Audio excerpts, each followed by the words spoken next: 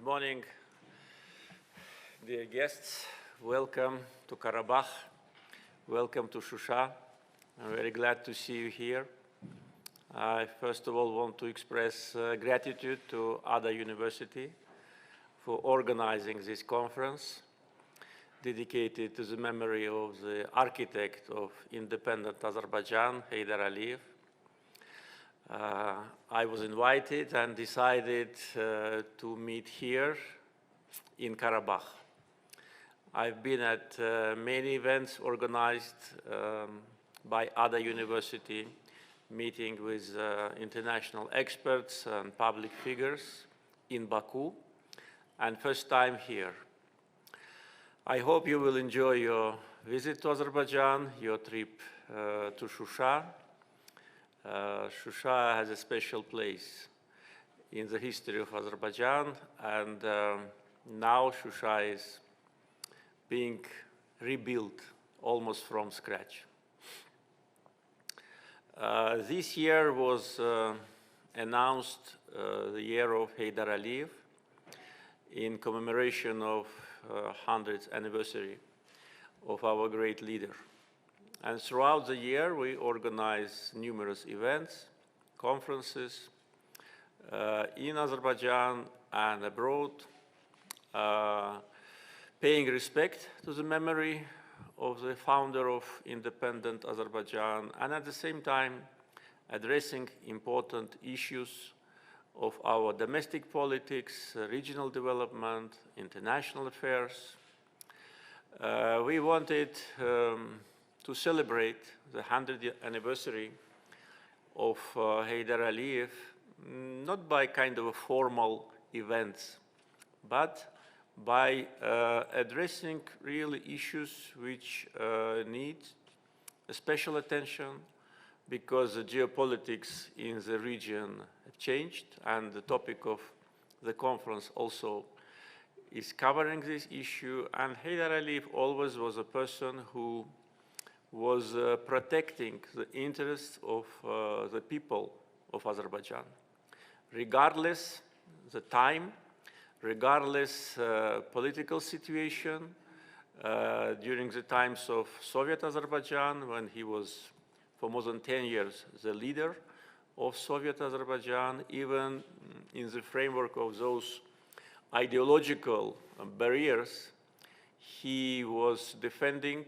the interests of Azerbaijani people, was trying to do everything that we keep our identity, and many steps he have taken during the times of 70s and beginning of 80s. Now we see that they were targeted to the time when Azerbaijan would be independent. Throughout the year, and of course the events dedicated to his memory will continue until the end of the year, we wanted to fill this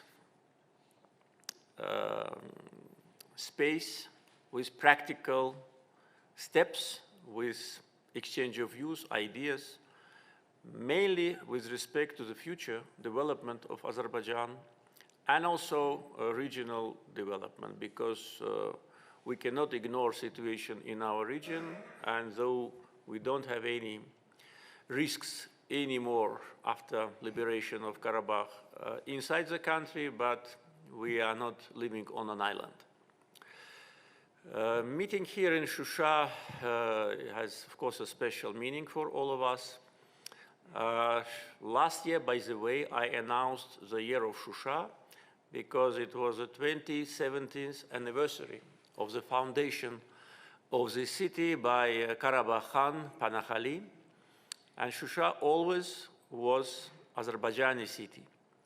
Only during the times of occupation, for more than 28 years, Shusha was under foreign domination, but I know that you will be making a city tour after our meeting, and you will see that during the times of occupation, Shusha was almost totally destroyed. So it once again demonstrates that Shusha has never been a native city for Armenians. If it was that, they would have kept it. They wouldn't have destroyed it. They would have developed it. All what you have seen or what you will see, most of what you will see, the buildings are either been renovated during the last 2.5 years or built from scratch. Heydar Aliyev's biggest dream was to see Shusha free, and we made his dream come true. So we are proud of that. We are happy, all Azerbaijanis, and not only citizens of Azerbaijan, but all Azerbaijanis of the world are proud of our victory. That was a victory of justice, historical justice, a victory of international law. So once again, thank you for making a trip here. The weather is not very friendly, but this is how Shusha is. You can never predict. It can be storming, raining, and then sunshine comes all of a sudden. And I hope you will enjoy your trip. Thank you.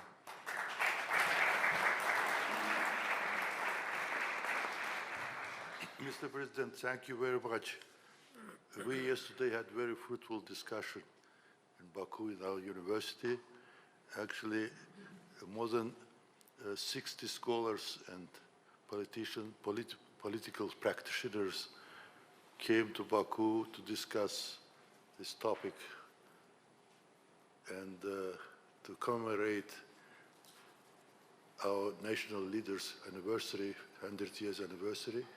We had very good discussion, and we were, including myself, were very much excited that we will have opportunity to be in Shusha, in magnificent city, cultural capital of Turkic world.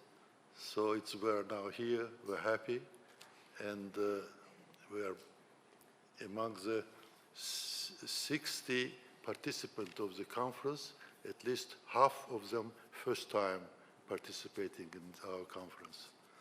So if you allow me, we will come to discussion. First, I would like to ask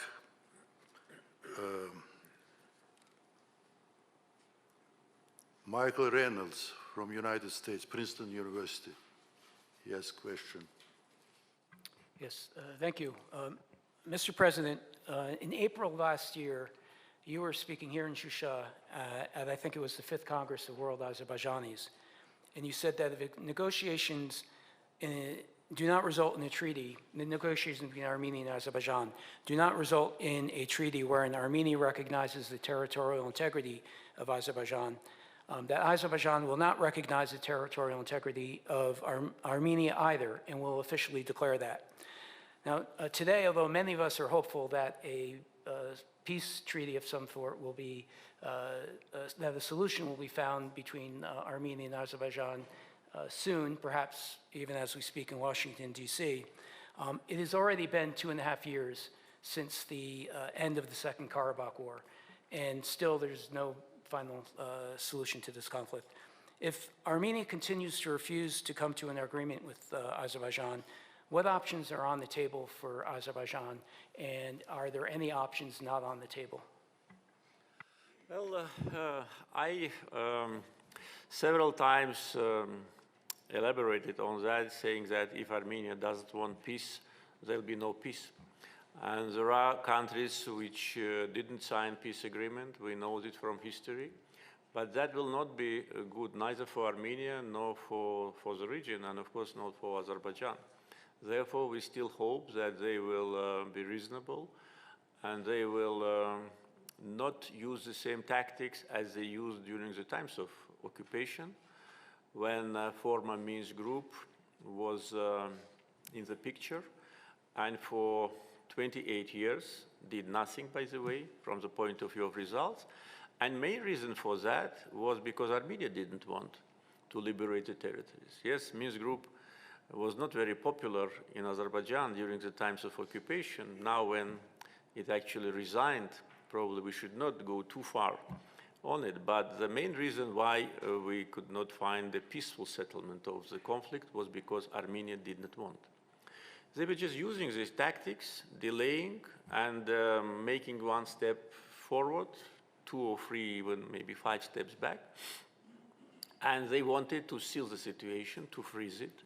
They thought that they will be able to legitimize occupation. They thought that we will agree to kind of a compromise on our territorial integrity. They thought that their international sponsors will always stand behind them and will fight for them. But that was miscalculation. They were wrong. So now what can happen? It can happen the same thing. They can delay.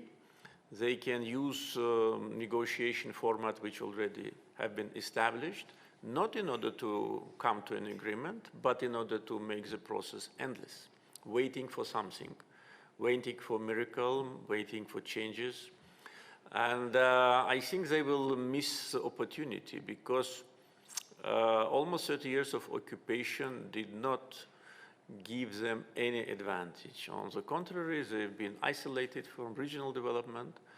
They lost a chance to become a really independent country, not formally, but in fact. They are looking now for the new master or masters, but the history, the recent history should teach them a lesson. So we hope that they will understand it. In my communications with Armenian counterpart, I try to explain that peace treaty, first of all, is in their interest. Opening of communications is in their interest. They will be able to have access to different markets. And of course, it will be beneficial for us because we want this chapter to be closed. And actually, if you follow the chronology of statements and events, you will see that it was Azerbaijan which offered to start talking about peace agreement. Because when Second Karabakh War ended, not many actors knew what will be next. Because the trilateral declaration, it is not a ceasefire agreement, but it is also not a peace agreement. So what should happen next was under big question mark. So it was us who made the initiative. It was us who put forward the vision for the future, for integrated Southern Caucasus, for regional cooperation, for normalization of relations. Therefore, we put an initiative to start peace talks. There was silence from all directions. Then, waiting for some time, we put forward these famous 5 principles, which are totally in line with norms and principles of international law, and Armenia formally had to either reject it or to accept it.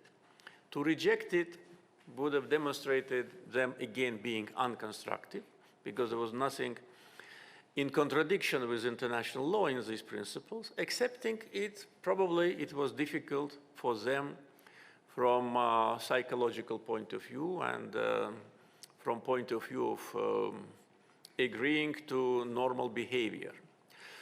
So, but then we had a long, how to say, break again because of Armenian unwillingness to engage in serious negotiations. We've sent them 4 copies, 4 new variants of draft of peace agreement. They returned their comments. We've been waiting for more than 40 days for their last comments, which we received just a week ago, just prior to Washington meeting, because they realized that without that, Washington meeting will be absolutely useless. But what we've seen in these comments is again territorial claims against Azerbaijan.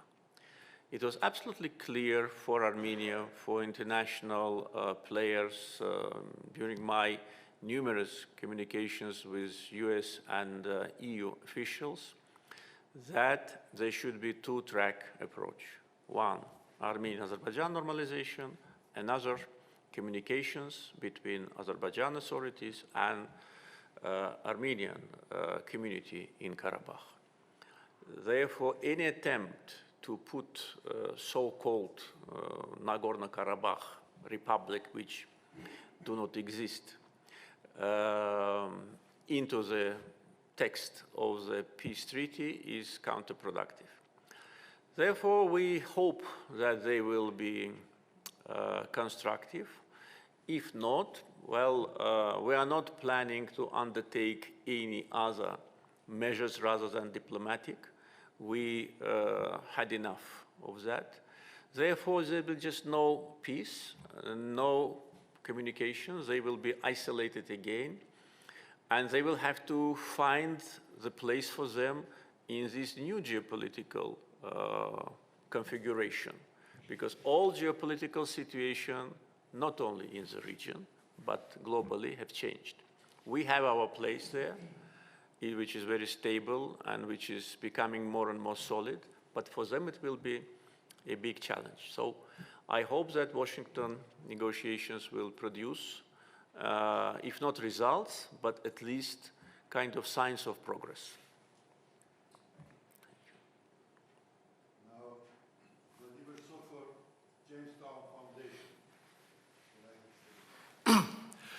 Mr. President, Azerbaijan has established a bilateral alliance outside NATO's framework with a NATO member country and regional power, Turkey. This is a unique achievement of Azerbaijan in the entire post-Soviet context. This relationship amounts to a military security alliance. It is closer than most strategic partnerships.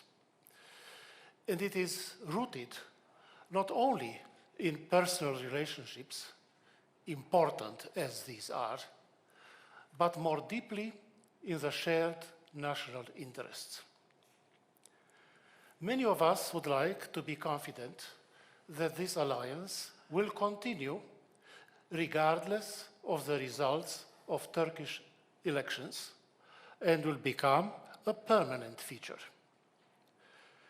Also, with Turkey involved in a number of contested theaters simultaneously, all making claims on Turkish resources at the same time, many of us would like to be reassured, or rather feel that there is a strong case to be made for Azerbaijan to hold the top priority among Turkey's own national interests. Thank you. Thank you very much. I fully share your views on this issue. By the way, Shusha Declaration, which made Turkey and Azerbaijan officially allies, was signed here in Shusha, several meters from this building. And that was a historical event. Though de facto relations between Azerbaijan and Turkey were relations between allies. And we've demonstrated it, especially during the last 20 years.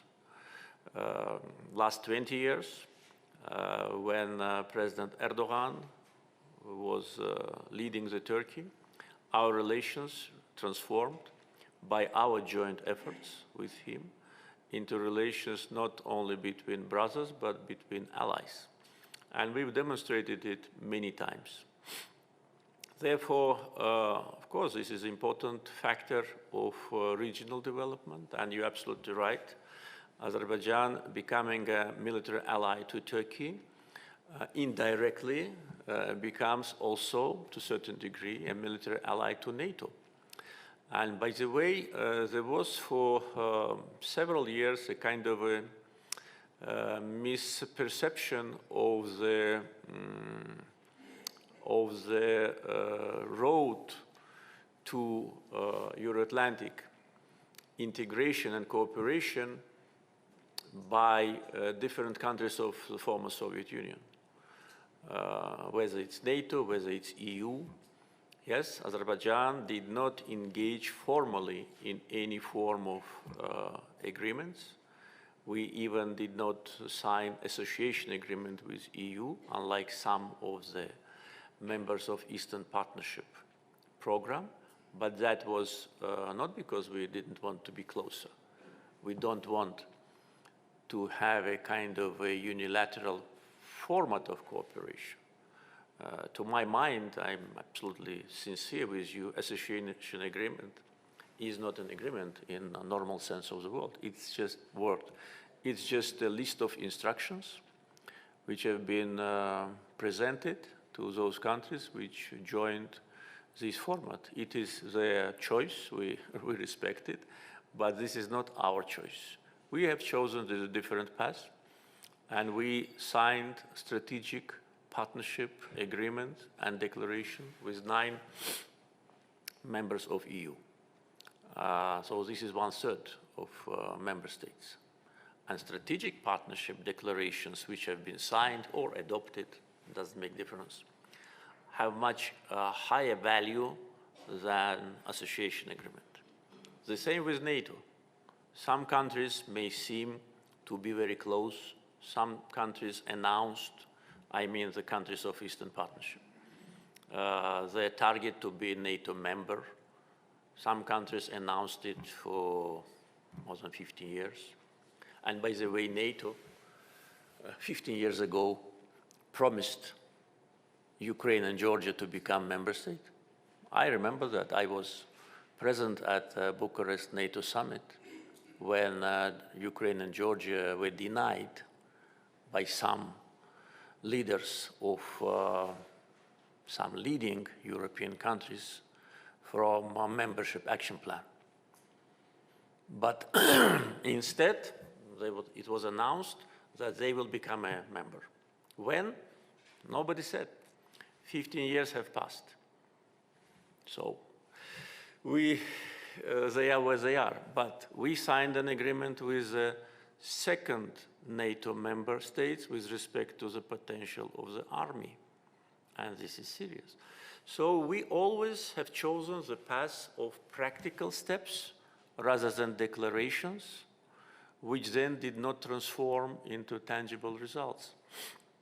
With respect to relations between Azerbaijan and Turkey in the future, I'm absolutely sure that both countries will not only keep the format of this alliance, but will strengthen it, because in these new geopolitical realities, this already became an important factor of regional stability and regional security, where its military component, energy, communications, trade, etc.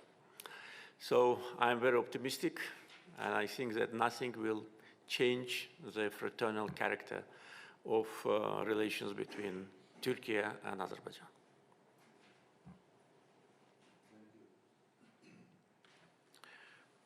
Margarita Asenova, Jamestown Foundation. Thank you very much, Mr. President, for taking the time and coming to Shusha to meet with us today.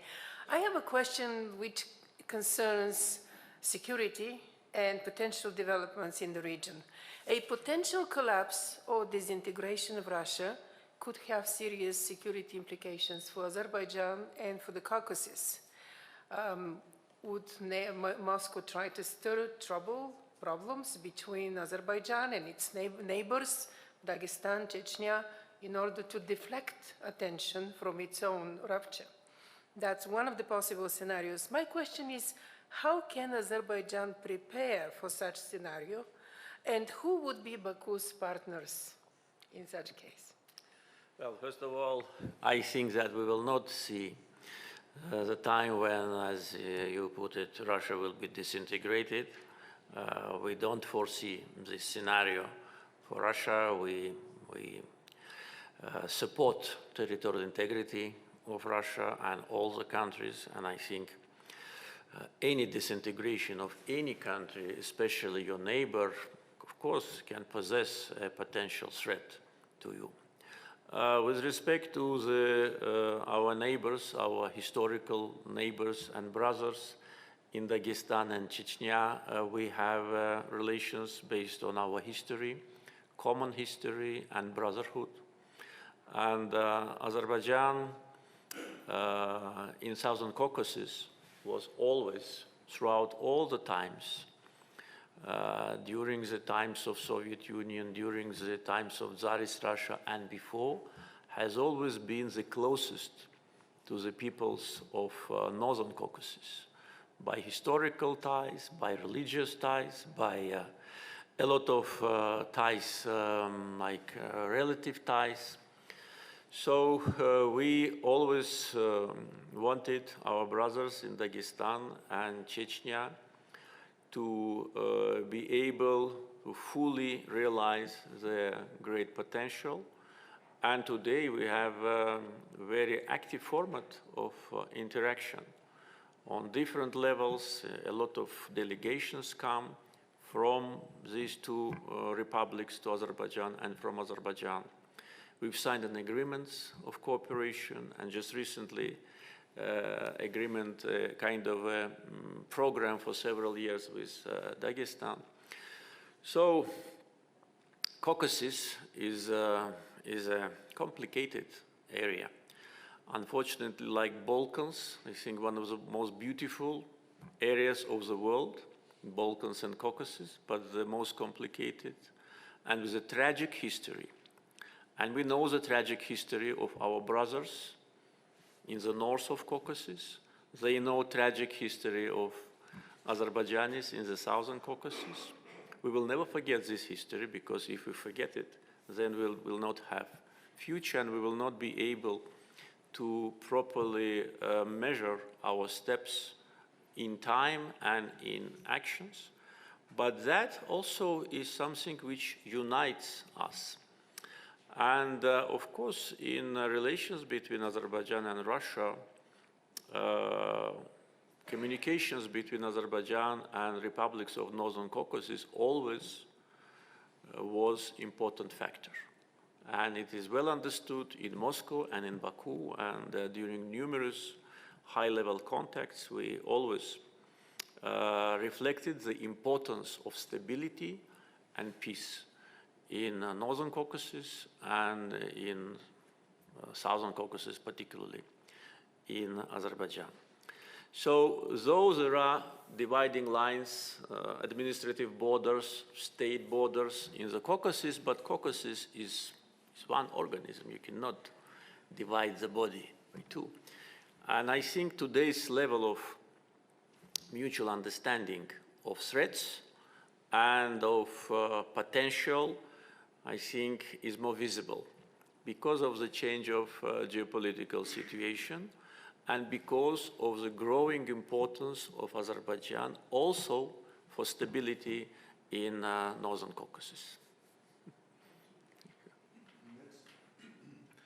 Next, John Roberts, Energy Security Specialist from United Kingdom. Mr. President, thank you very much for coming here today. I have a question which is, how serious do you think Kazakhstan's problems are regarding its energy export routes through Russia? And what can Azerbaijan do to help Kazakhstan find alternative export routes? Well, according to my information, there is no problem for Kazakhstan to export its hydrocarbons through traditional routes. And I know that there have been some technical problems in the pipelines or on the terminal, but they've been fixed. And there, today, again, the oil from Kazakhstan is going through traditional routes. But at the same time, during my official visit to Kazakhstan last month, we also discussed the prospects of cooperation in the energy area.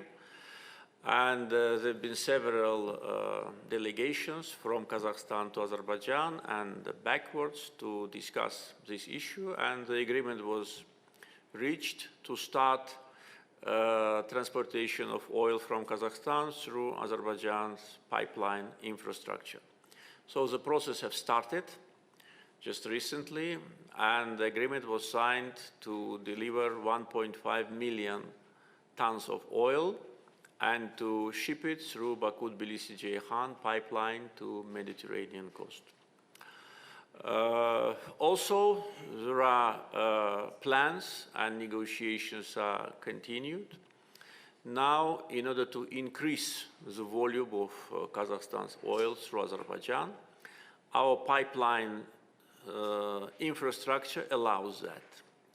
With respect to increase through Baku-Tbilisi-Ceyhan, the problem can be the quality of final product, because Kazakhstani oil is different from Azeri Light, and if big volume is shipped through Baku-Tbilisi-Ceyhan, so we will lose quality, how to say, premium, because Azeri Light oil, which we export through Baku-Tbilisi-Ceyhan, is more precious even than Brent.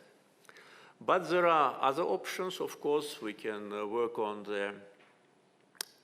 some commercial terms if the quality of the final oil in Ceyhan changes, or we have a pipeline which is now empty, which goes from Baku to Georgian seaport Supsa, which can be also engaged because there is a big market in Black Sea. I know that Kazakhstan owns refinery capacity facilities in some Black Sea countries. So we always were supportive to the plans of our neighbors across the Caspian to use Azerbaijan's infrastructure for their exports. By the way, for many years, oil from Turkmenistan is being shipped through Azerbaijan, through Baku-Tbilisi-Ceyhan pipeline. I can tell you that maybe you don't know, but even Russian oil, part of Russian oil which Russia is producing in the Caspian, is being shipped through Azerbaijan to Ceyhan. And as far as I remember, it's about more than 2 million tons per year, something about close to 2.5 million tons per year of Russian oil, which goes to Ceyhan. So these are all, commercial issues. And I think that we should not look for some geopolitical changes or some political preferences. If Russia decides to ship its oil through Baku-Tbilisi-Ceyhan because it's more beneficial, of course they will do it. So today we are a transit country for oil from Russia, from Turkmenistan, from Kazakhstan. If the volume of oil grows, we will be only happy. Who would not like to have more transit fees? So in the future, and not only oil, by the way, we are providing important transportation for Kazakhstan with respect to uranium export. And this is very important, not only for Kazakhstan, but also for those countries, 2 countries which are recipients of uranium. And many other cargoes, petrochemicals, fertilizers from Turkmenistan. We are, by the way, expanding the capacity of our trade seaport, waiting for more cargoes from Asia.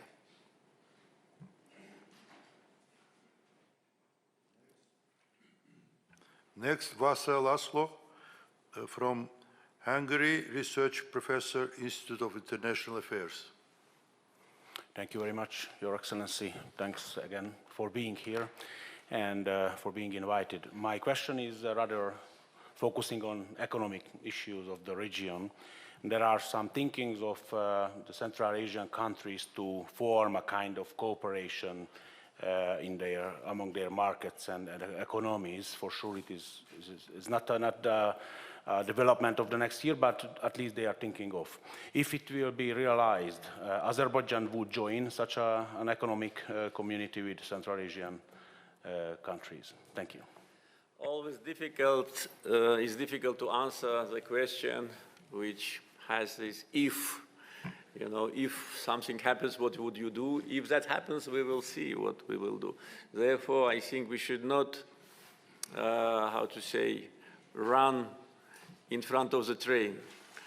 So Azerbaijan is not a Central Asian country, but is closely linked by historical and cultural links to Central Asia, and now much more linked by political contacts.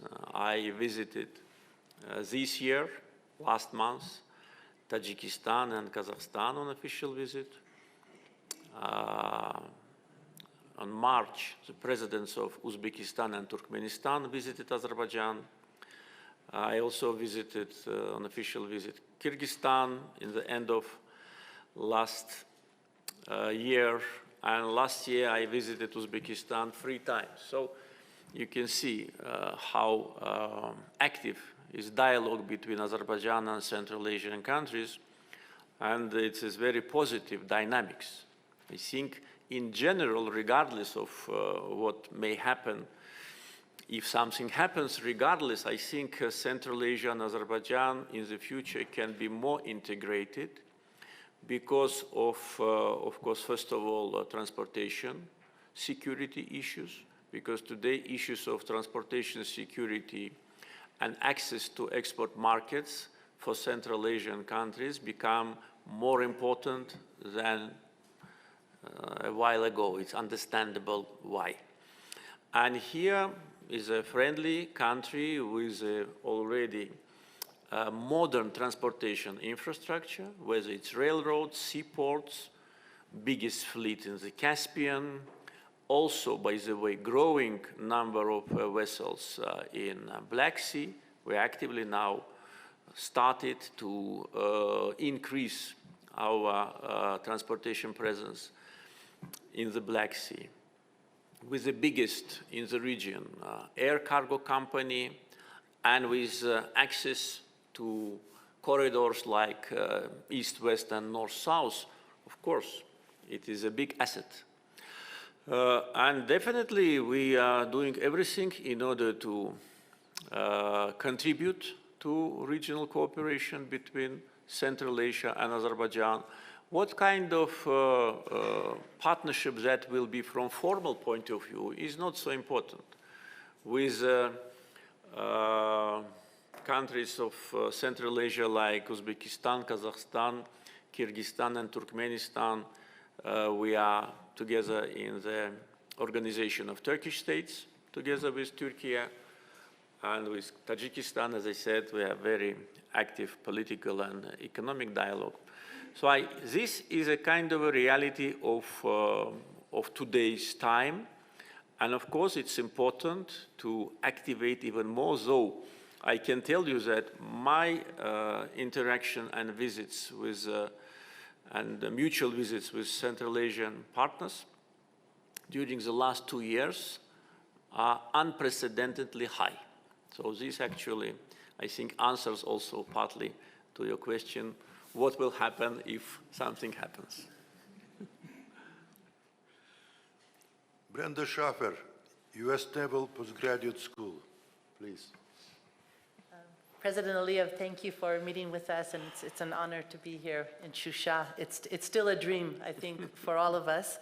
And as you said, international law was very clear about the status of Shusha, about the status of Karabakh, but Azerbaijan, under your leadership, had to implement the UN resolutions on their own. And so I have 2 questions on this. One, the principle of territorial integrity, we hear it unequivocally applied to Ukraine, applied to Georgia. Even the most recently released U.S. national security strategy, it mentions that the U.S. must promote territorial integrity of Ukraine and of Georgia, and must promote peace between Armenia and Azerbaijan. The words, they explicitly don't promote here territorial integrity. Explain to us why is this principle applied to certain countries and not applied to other countries, and what are the implications? And if I can be a bit greedy and have a second question, Azerbaijan seems to have made energy calculations, energy policies are very difficult, right? Their technology, their geopolitics, their economics, their laws, and figuring this out is very difficult. But Azerbaijan always got this right, meaning extra capacity in the BTC when people said, why do you need to waste all this steel? And here we have Central Asian oil coming. President Heydar Aliyev said Central Asian oil will come. It was one of his statements. Southern Gas Corridor built scalable extra capacity when people were saying that this is the last major gas pipeline, gas is a thing of the past. Now, when commercial operations started in Southern Gas Corridor in December 2020, already countries were in line for extra gas. So what are the things we need to look at to get energy forecasts right, as Azerbaijan has done so correctly? Thank you. With respect to the first question, you know, I ask myself how many times I ask this question to our American partners, why? And never got any answer, because it was obvious that there is a big injustice to Azerbaijan and a kind of an attempt to again put a dividing line in the methodological approach to the issues related to territorial integrity of countries of former Soviet Union. And always we've heard in official statements, in letters by US presidents to the leaders of Georgia, Moldova, and Ukraine, very straightforward wording about support of territorial integrity. And when it comes to Azerbaijan, it is as if it is there, but at the same time, peaceful settlement. So during the times of occupation, it was even more unfair and unjust. And of course, we were much more sensitive to that. Now we are less sensitive because we've done what was international community was supposed to do. UN Security Council permanent members were supposed to do, implement resolutions of Security Council. So we've done it ourselves, therefore, as I said, we don't pay too much attention to that.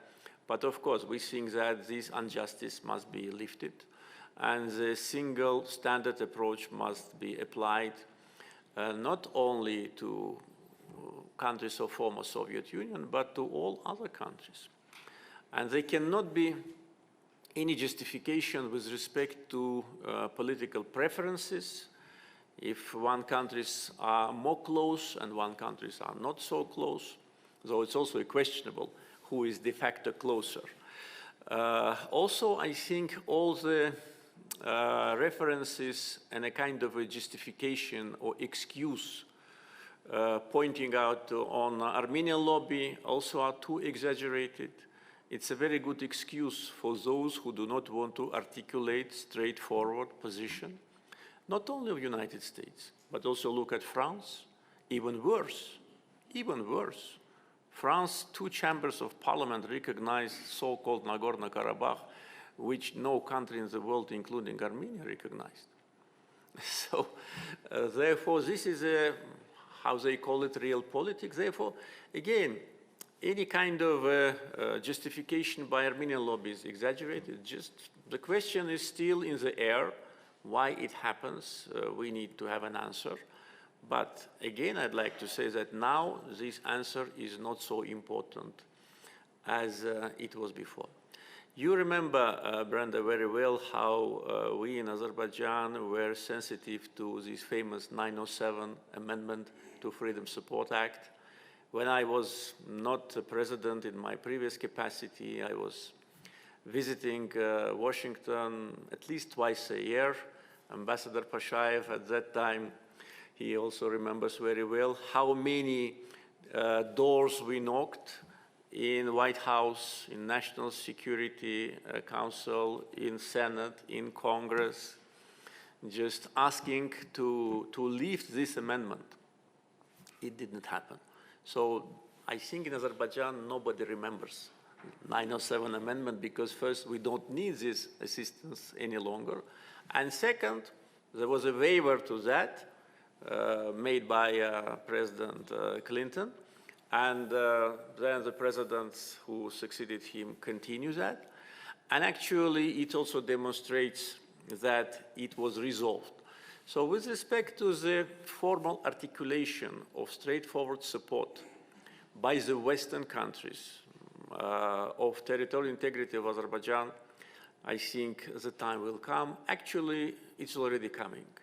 And important is that Armenia itself actually now more openly than some of Armenian friends in the West say that they de facto recognize it, because they've signed the Prague Declaration last October, Sochi Declaration again last October, where they agreed that Almaty Declaration of 1991 should be taken as a basis for normalization. And Almaty Declaration actually draws the administrative boundaries of former republics and considers them as official borders. That means that they already agreed that Karabakh is Azerbaijan.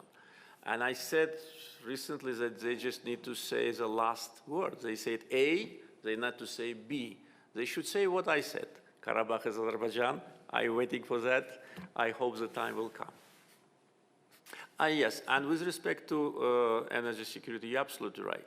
We always did and measured our plans with respect to the future, because that was the vision of my father, and you're absolutely right. Baku-Tbilisi-Ceyhan has a capacity of 50 million tons, and it, by the way, never, maybe 1 year, it was close to that. But now we have, as I said, oil from Central Asia, oil from Russia, more oil will come from these sources.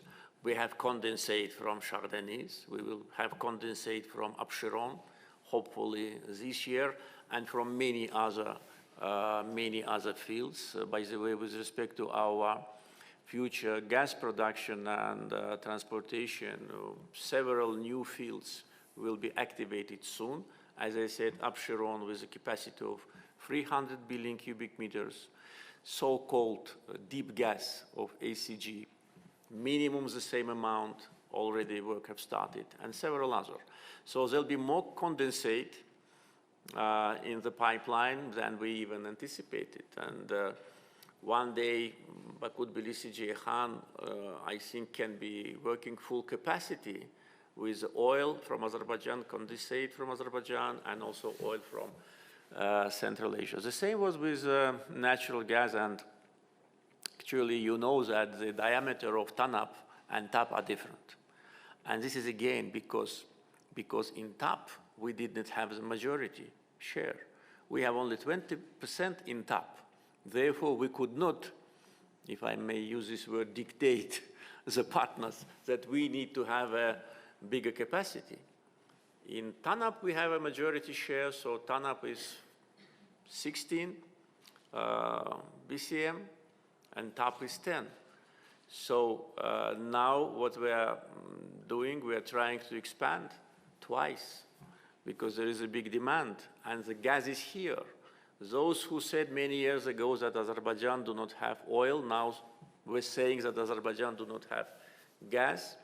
And just recently, I was informed that European Commissioner on Energy, Madam Simpson, called Azerbaijan a pan-European supplier of gas. And this is true. And just recently I said we will be supplying gas in a maximum couple of years to 10 countries, including 8 European countries.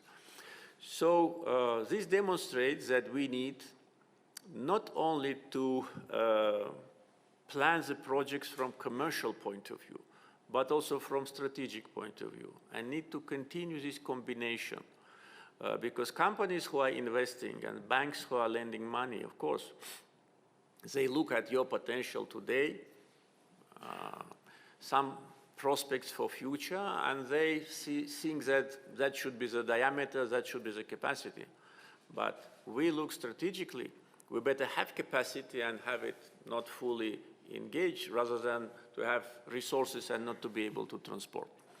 So the same will be, I'm sure, with our renewable projects. Original target for Black Sea cable was 1 gigawatt, but when Azerbaijan joined the project, we increased it to 4 gigawatt, because we already signed contracts and MOUs with international companies to produce 25 gigawatt of solar and wind energy in Azerbaijan. So MOU with these companies, leading companies, actually means contract. So 25 gigawatt will be available here in the Caspian and onshore, and we need to have capacity, we need transmission. So if everybody listened to what we advocated for, today I think European security on energy would have been much more better protected. Thank you.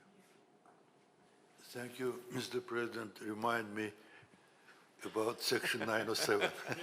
You also forgot about it. My favorite topic was during my years in Washington. So I remember how late President Heydar Aliyev We had, by the way, you probably remember, a kind of this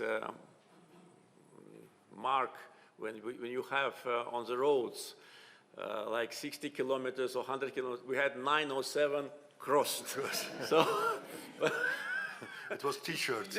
T-shirts.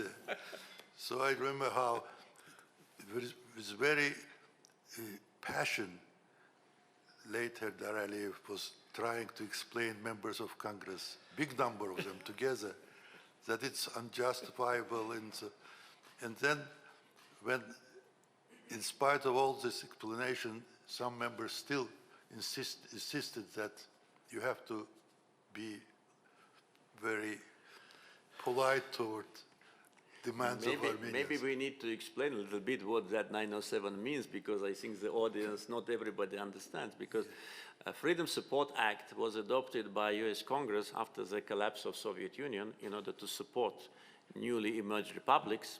And pro-Armenian lobby in the Congress, they made amendment, which was Amendment 907, which deprived Azerbaijan from that right, from direct US assistance, because, and it's the most interesting, why? Because Azerbaijan was blockading Armenia. So can you imagine the level of manipulation? Azerbaijan was occupied by Armenia, and the territories which were adjusted to Armenian border, Kelbejer, Lachin, Gubadli, Zengilan, all were under occupation. How could we blockade Armenia if our territory is under occupation? So that was why we were absolutely, how to say, frustrated when we could not explain that this is not fair. So, but nevertheless, you see, Mr. Ambassador, now we have to explain what 907 was. Nobody remembers it. But still, it's law of United States, with injustice, which we still have, in double standards, still we have. I think it's relay very much in fact that still it's law of United States government. The most important is to change reality on the ground. Exactly. And to continue. So next,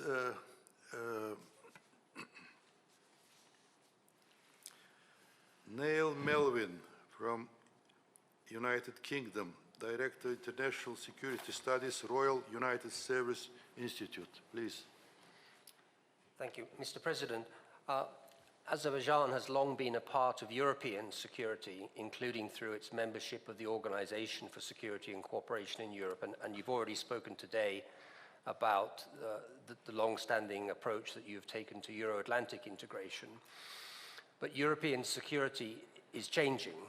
Russia's war against Ukraine is transforming European security. What used to be a collective project with Russia is now becoming a project about how to deter and contain Russia. Russia is the threat to European security, and that is only going to become clearer with the Vilnius NATO summit, in which we're seeing a rearmament of Europe, a transformation of the security environment on the Black Sea.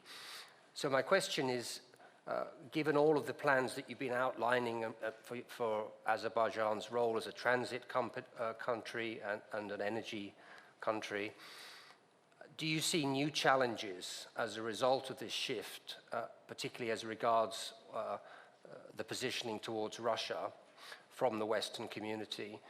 And do you anticipate that Azerbaijan may have to adjust some of its external policies in this new environment? Well, of course, it is difficult to predict what will be the end of the standoff, when and how Russian-Ukrainian war ends, at what will be geopolitical situation after this war ends, because sooner or later the war will come to an end. Though we cannot exclude that the way how the war is conducted could be modified. But again, it's premature to talk about that. So everything will depend on that, but it is absolutely clear that the world will never be the same as it was before the Russian-Ukrainian war. This is absolutely clear. And I think also absolutely clear for many European countries, NATO members, that they had to take more serious steps with respect to security and their defense capabilities. Because they themselves, on the leadership level, admit that they did not do enough in order to supply them with modern weapons, ammunitions. They probably found out that some of the statistics of their possession is not correct. It happens sometimes. I think this new geopolitical change will lead to militarization of Europe, of the world. And on one hand, it can be dangerous, kind of a trigger. On the other hand, I think that could be also a kind of factor of deterrence. We in Azerbaijan, we realized many years ago that no one will help us. And all our illusions about prevalence of international law disappeared. Not immediately, but throughout the times of negotiations. So we realize that if we don't have a strong army, if we don't raise a young generation ready to fight for their dignity, not only for the land, we will always be occupied and always will complain. We're fed up with complaining, you know. Let others complain about us now. So that was how it was here in Azerbaijan. I think Azerbaijan's example is valuable.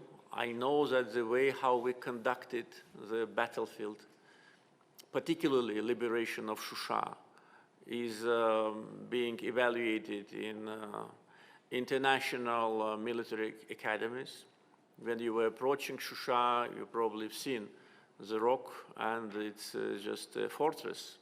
It is very difficult to conquer, and Shusha was occupied because of the treason of many of those who were in power in Azerbaijan or trying to come to power.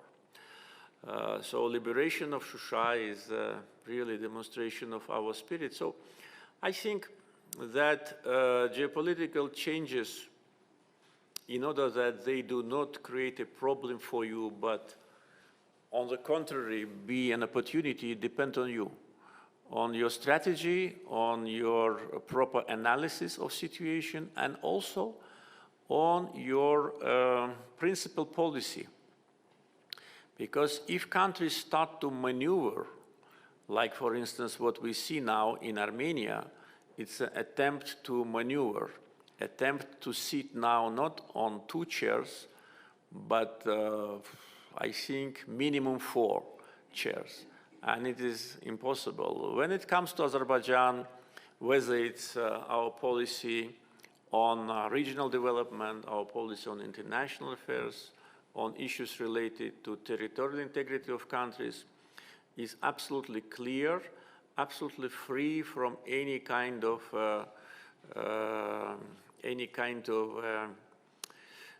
current situation interests.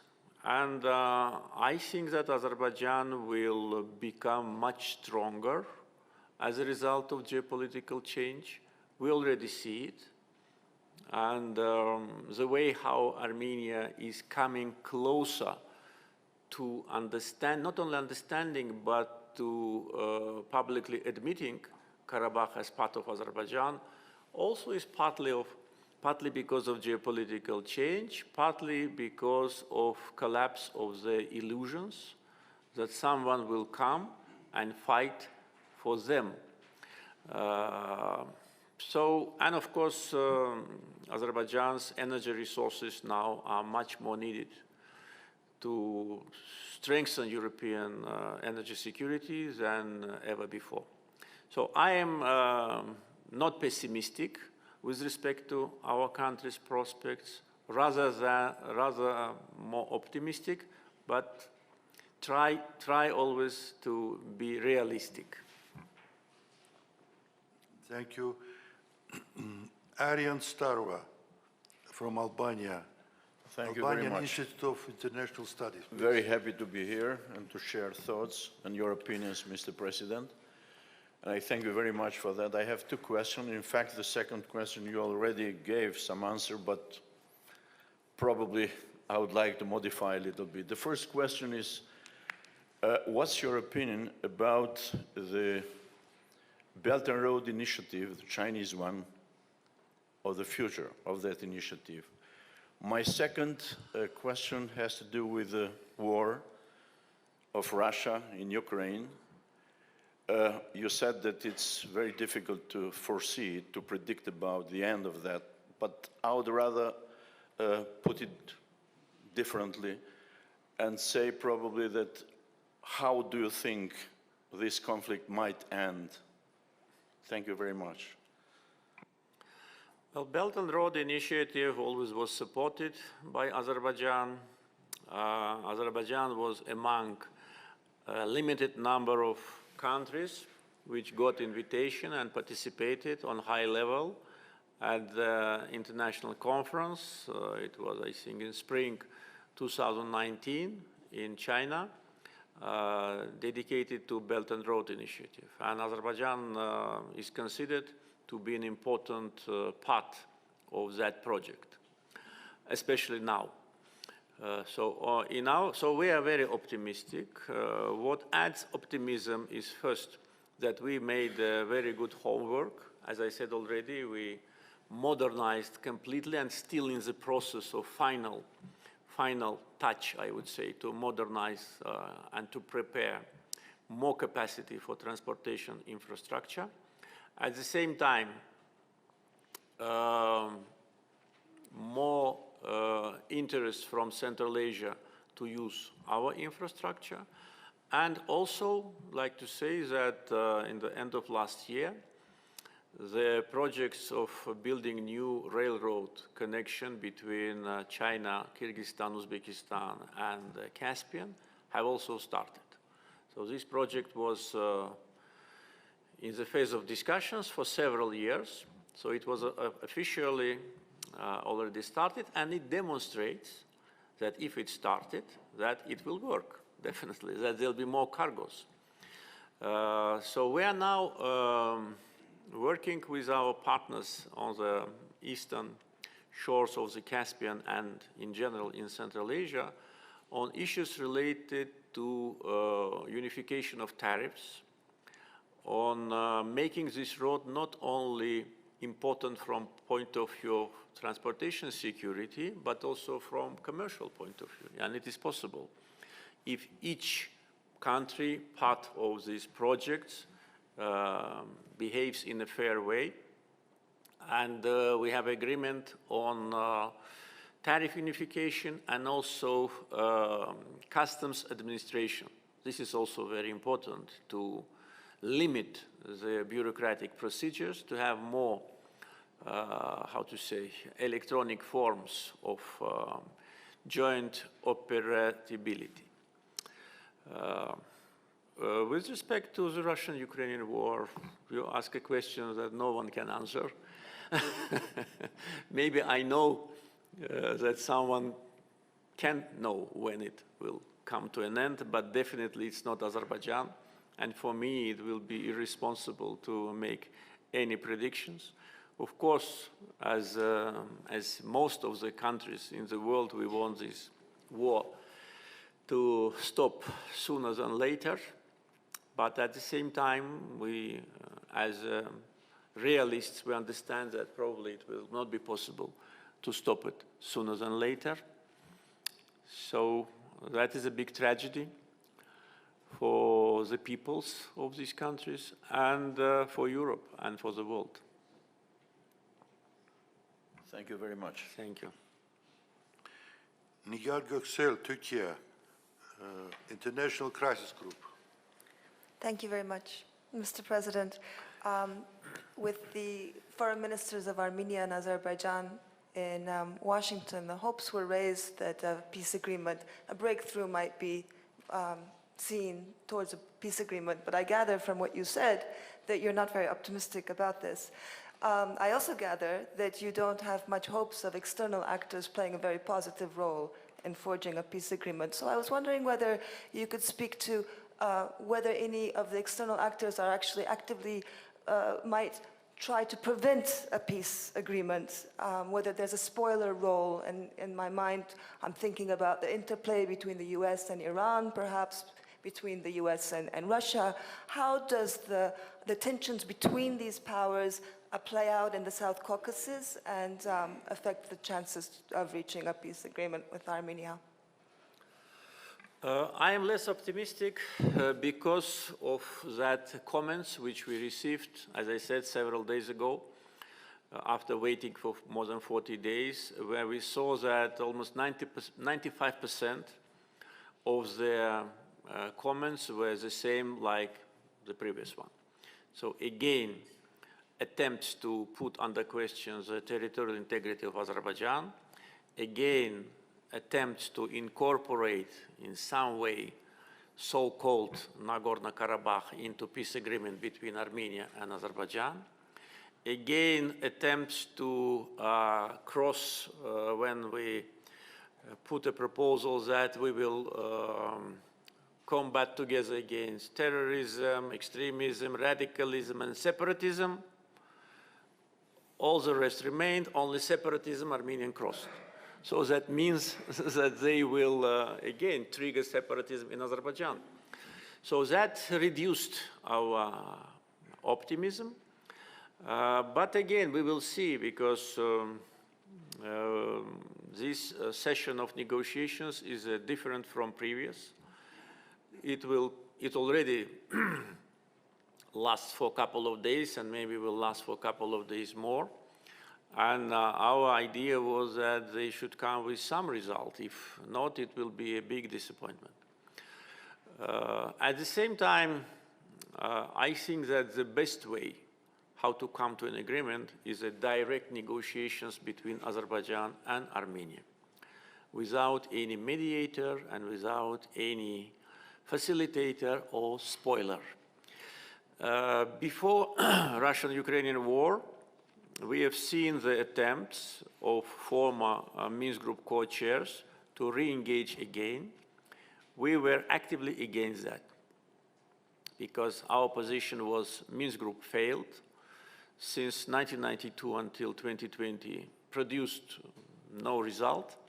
Actually, the result was negative because we clearly understood in the end of so-called negotiations during the times of occupation that Minsk Group co-chairs just wanted to have situation unchanged.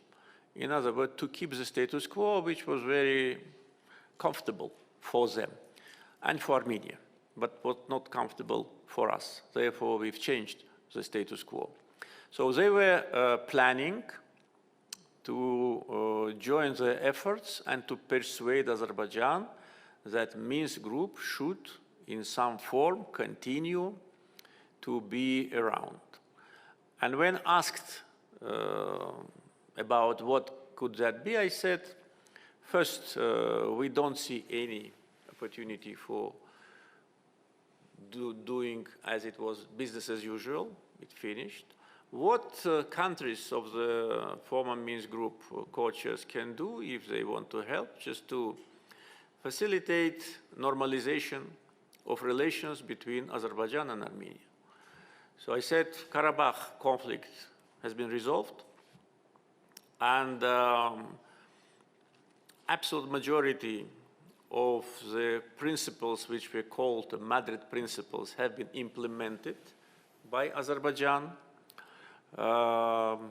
And therefore, if you want to help, please concentrate on peace agreement and persuade Armenia to be constructive.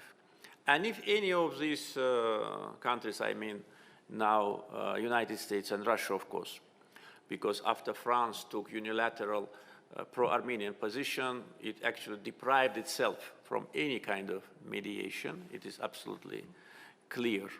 And not only, by the way, the so-called recognitions of this separatism in Karabakh, but also other very open anti-Azerbaijani statements and actions in United Nations, in Francophonia, in other formats, and public statements of politicians actually isolated France from being mediator, because mediator must at least pretend to be neutral.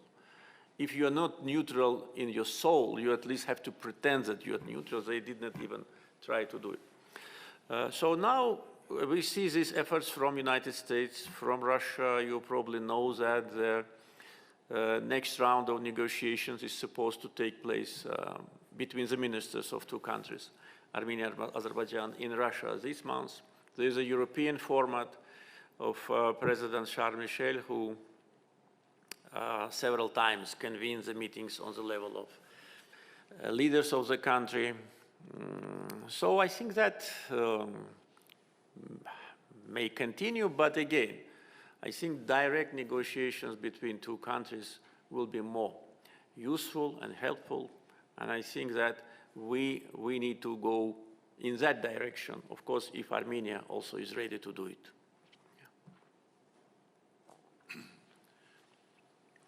David Merkel, Summit International Advisors, United States, please.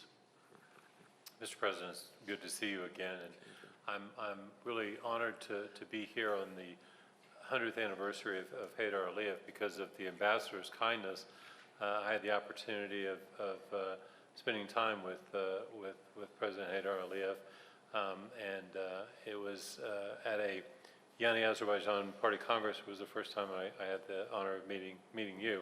I have a request and a question.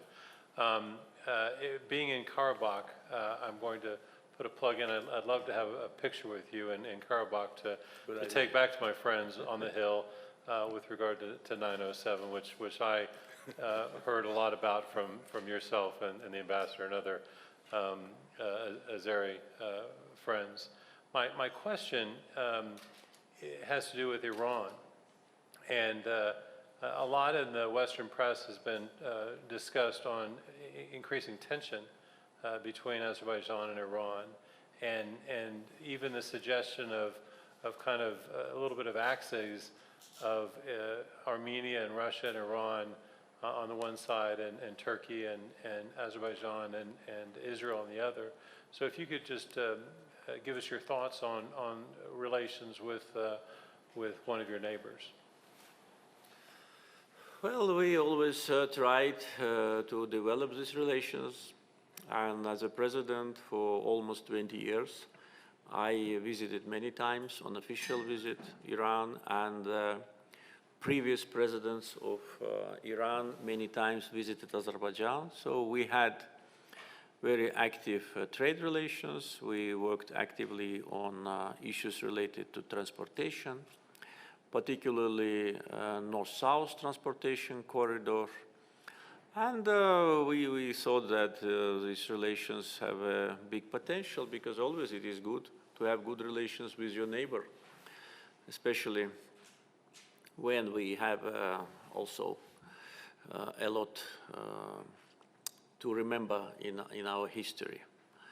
But of course, during the times of occupation, we expected more from Iran with respect to support of Azerbaijan's territorial integrity, and they always supported Azerbaijan's territorial integrity and voted for Azerbaijan's territorial integrity in United Nations, in Islamic Cooperation Organization, so we must be absolutely fair about that. And, but of course, people in Azerbaijan were not very happy with Iranian-Armenian relations. But as politicians, we understood that every country has its own foreign policy priorities. Iran and Armenia are neighbors. Many people in Azerbaijan expected the same attitude as Turkey, as Saudi Arabia, as Pakistan demonstrated during the times of occupation. Actually, these three countries did not even have diplomatic relations with Armenia because of occupation. So I'm just telling about the popular mood in Azerbaijan. So people thought that it would be natural if Iran could be among these three countries and to demonstrate solidarity, especially because of active use by Armenia of the territory of Iran with respect to transportation, including transportation of military ammunition and equipment. But nevertheless, our relations were very solid. We agreed on, together with other Caspian littoral states, on Caspian Sea Convention. It was not easy.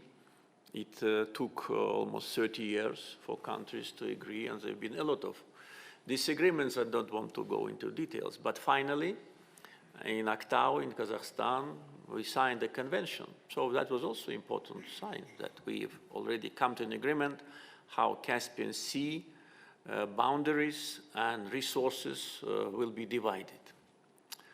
But unfortunately, after the Second Karabakh War, there have been several steps which led to this escalation.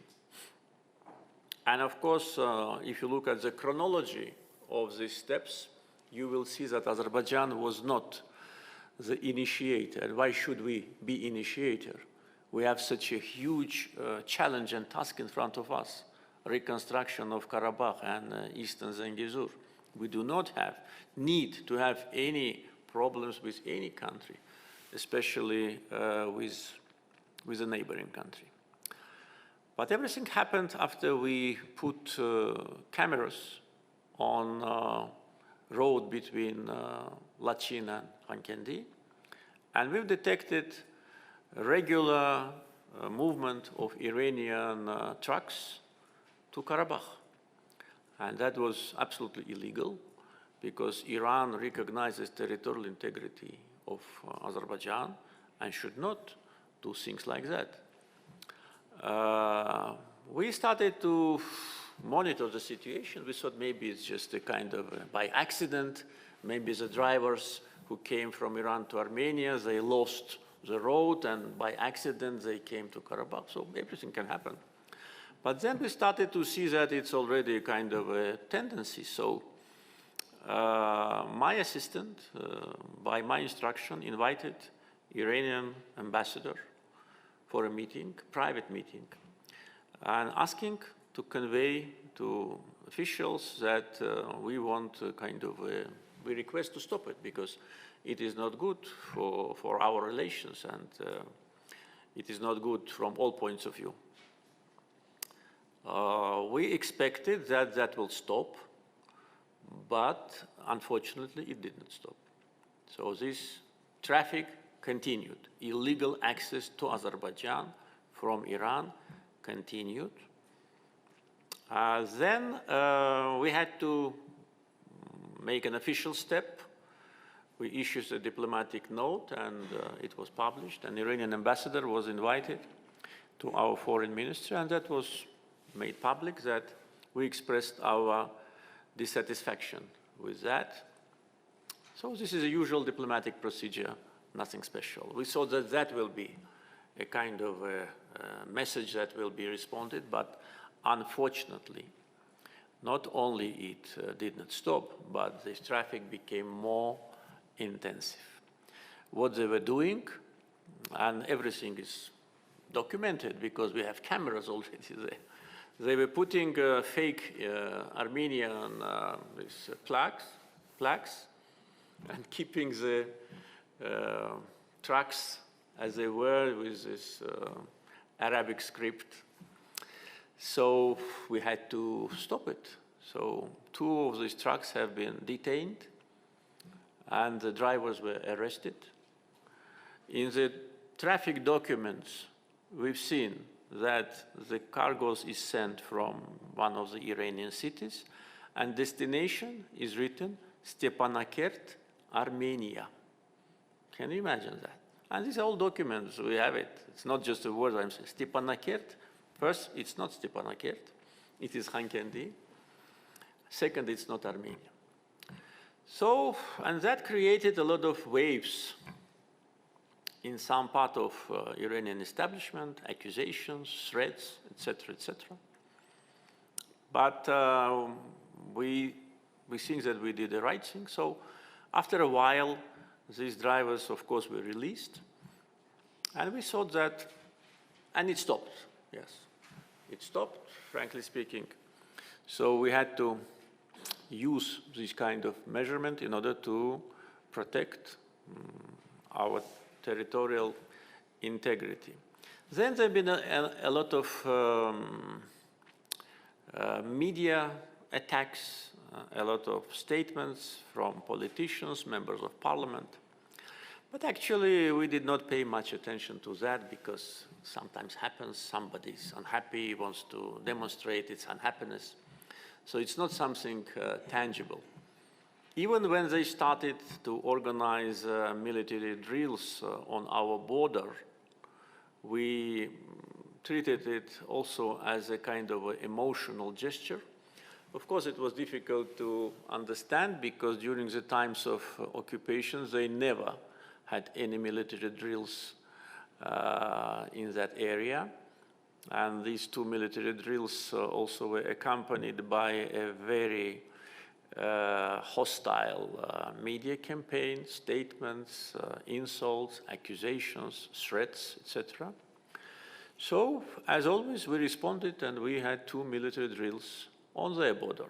One by our special forces, those who liberated Shusha, by the way, and second with our ally, Turkey, with Turkish F-16 and Turkish special forces, and it was not a demonstration, but it was also a message that we can defend ourselves.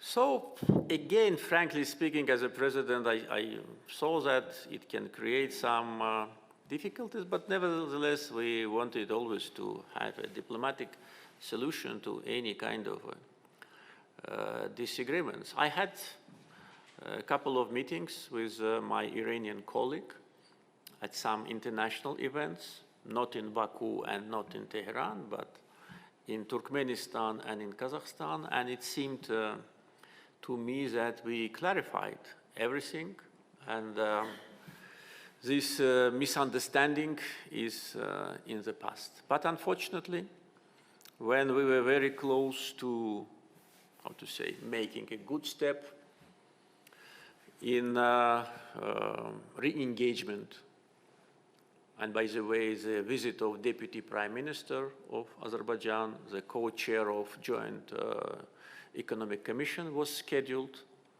already to Tehran because in Iran there was a change of co-chair, so we decided to send our co-chair to meet, and because we have a lot of things on our agenda. But then this terror act on our embassy happened. And that ruined almost everything because there is a video footage, don't want to go into much details, everyone can see what kind of act of terror it was.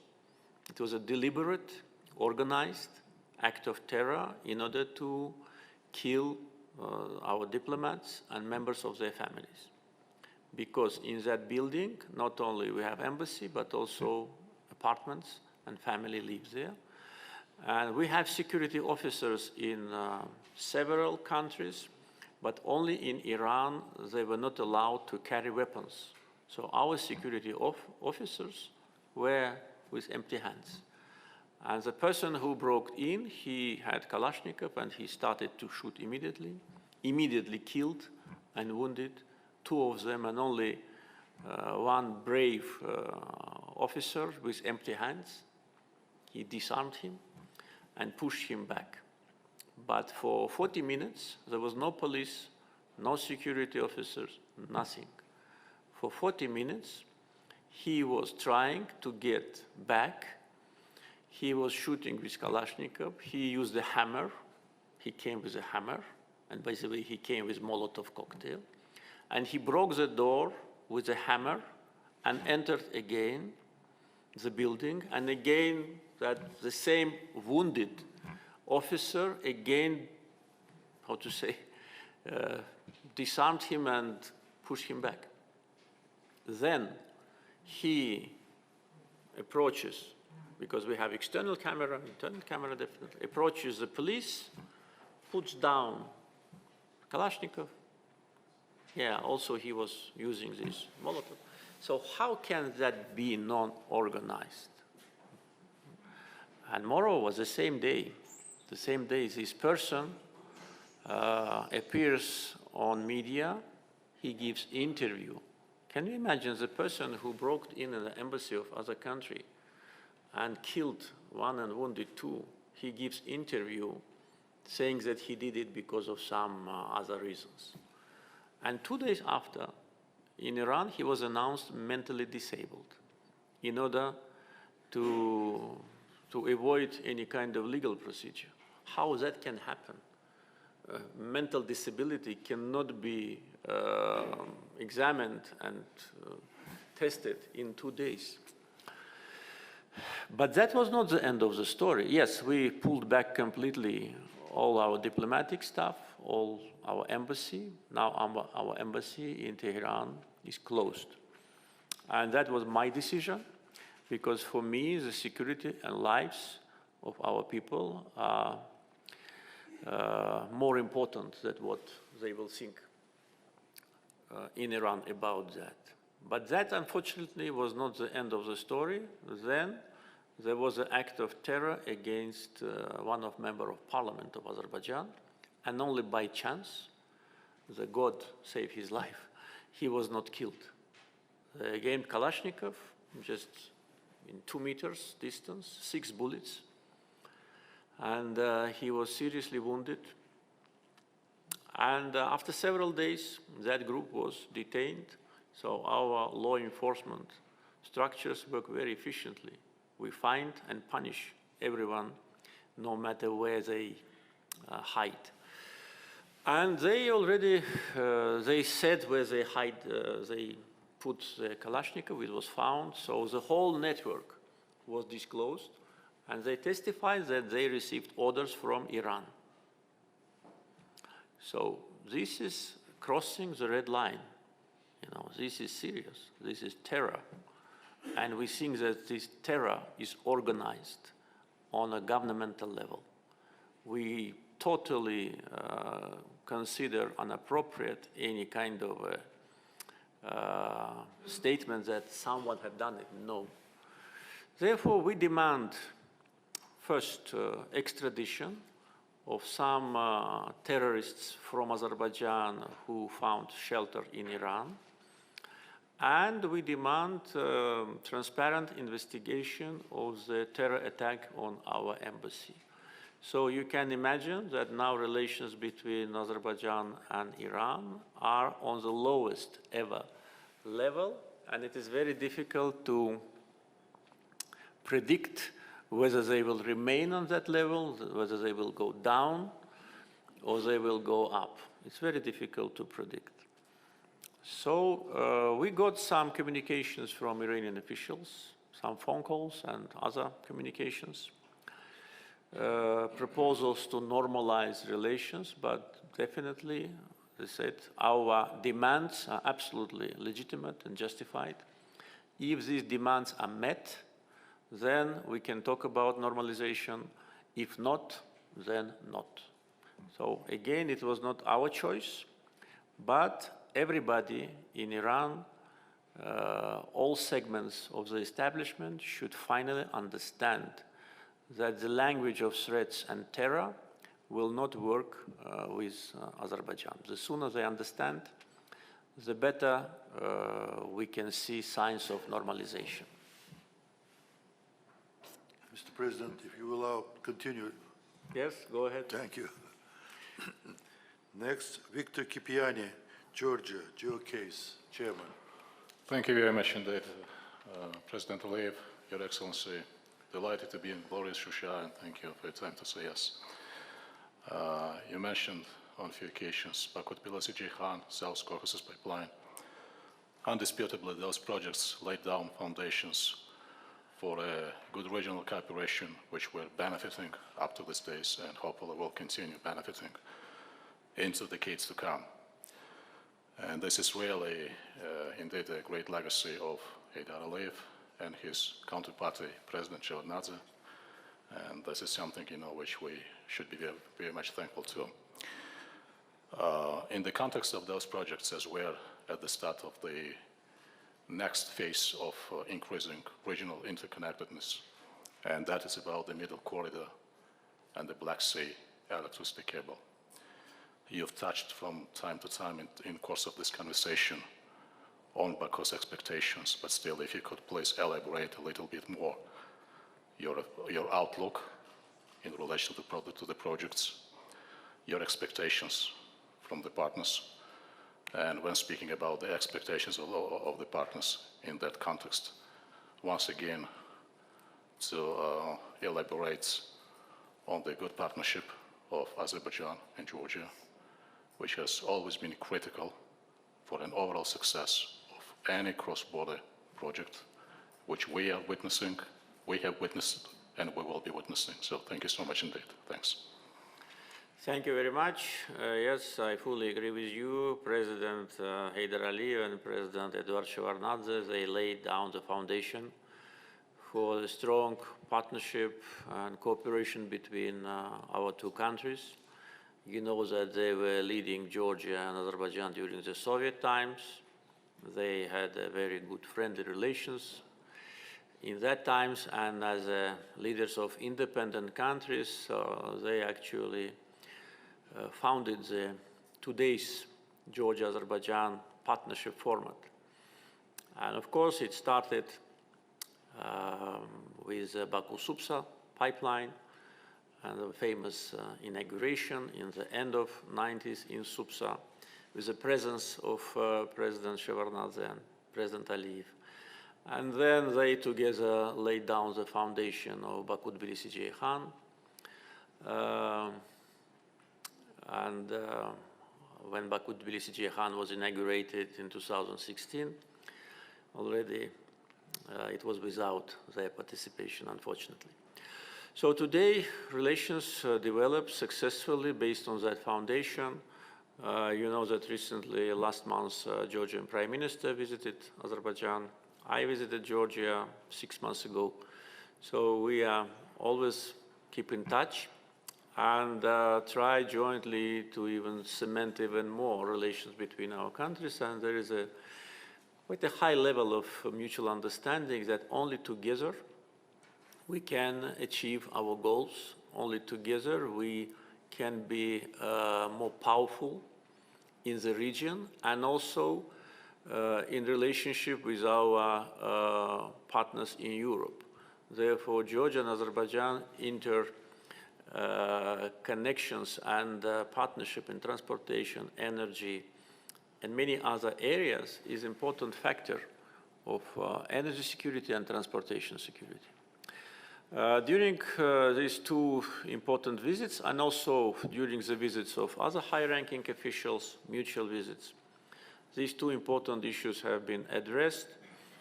With respect to the Middle Corridor, you probably know that Azerbaijan is now investing additional funds into expansion of Baku-Tbilisi-Kars railroad on the Georgian territory. We've allocated about $140 million to expand the capacity from existing 1 to 5 million tons by railroad. And hopefully, within the maximum 1 year from now, we will achieve that. At the same time, we are actively evaluating future cooperation with respect to the potential of Georgian seaports, existing and planned. Don't want to, how to say something before. some results achieved, but we are seriously evaluating. We see a great potential because we can foresee a huge cargo flow through the middle corridor across the Caspian and then further down to Georgian seaports and through Georgia to Turkey, to cars further down. So this is a reality. And with respect to Black Sea cable, you know that project feasibility study have been started a while ago, but now we established a more, how to say, a broader, I would say, format of 4 countries, Azerbaijan, Georgia, Hungary, and Romania. And first advisory council of that project took place in February in Baku, and the second in Tbilisi, relatively recently, I think last month. So we looked at this project from a bigger perspective, not just a Black Sea cable, but a transportation route from Caspian offshore wind farms to Europe, and to have an integrated project. Unlike Southern Gas Corridor, which was a fragmented, which consists of 3 independent pipelines integrated, now we want to have integrated projects from the source, and of course, source will be also in Georgia, to the final destinations. And after we started this already formal cooperation, we already started to receive some messages from some other European countries which want to join. So I think that that could be really a global project. Already we have oil, gas, now why not to have electricity, transmission and cable. European Union strongly supports that, and that adds to our optimism, because the European Commission's President, Madame Ursula von der Leyen, was witnessing the signing ceremony last December in Bucharest. So her presence there demonstrates that the European Union will seriously participate. And this is a project of probably the coming decades, because we have great potential of renewables in Georgia, in Azerbaijan, including in Karabakh, whether it's hydro or wind. And as I already said, with several major international companies famous in renewables, we signed contracts and MOUs to produce 25 gigawatt.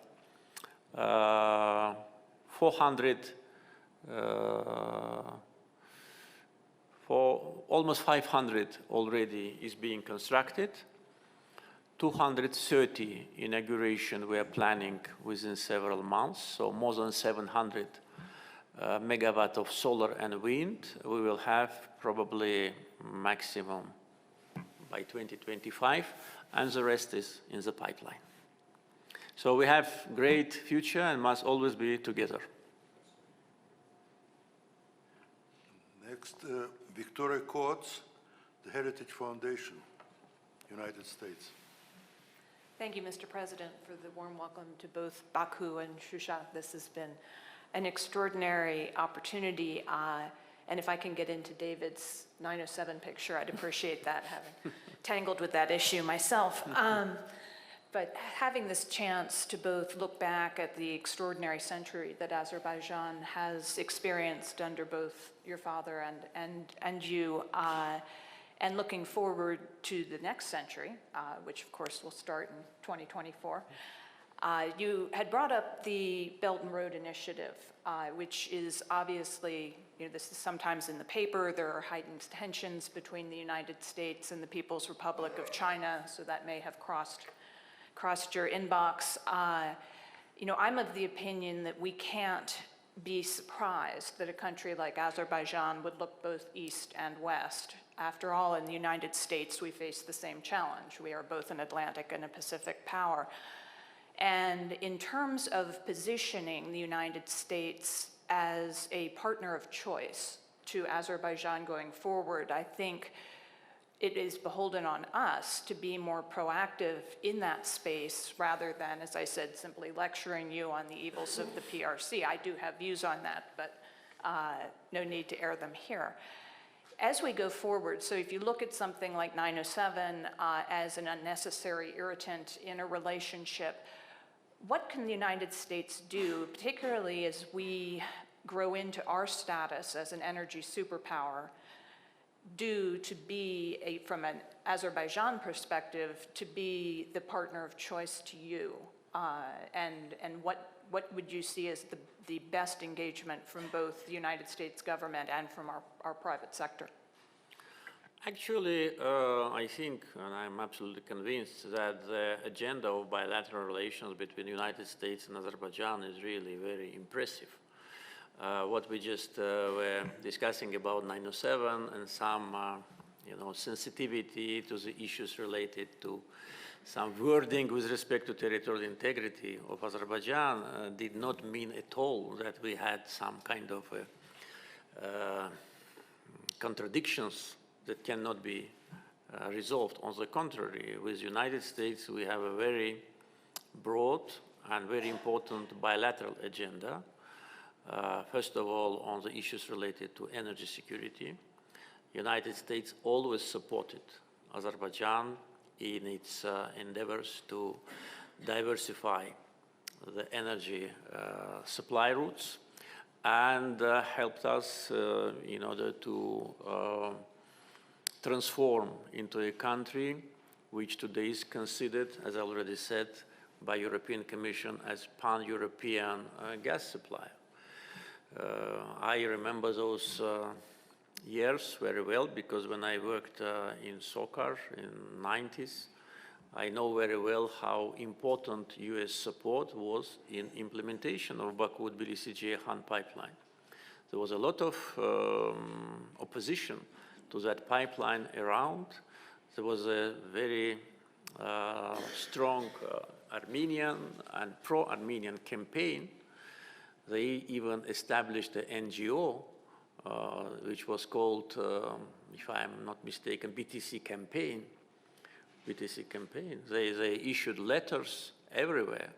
And by the way, unfortunately, some of these letters worked. So World Bank delayed for 1 year lending money for construction of BTC because of these so-called environmental concerns. So they used just this pretext that it will damage the environment.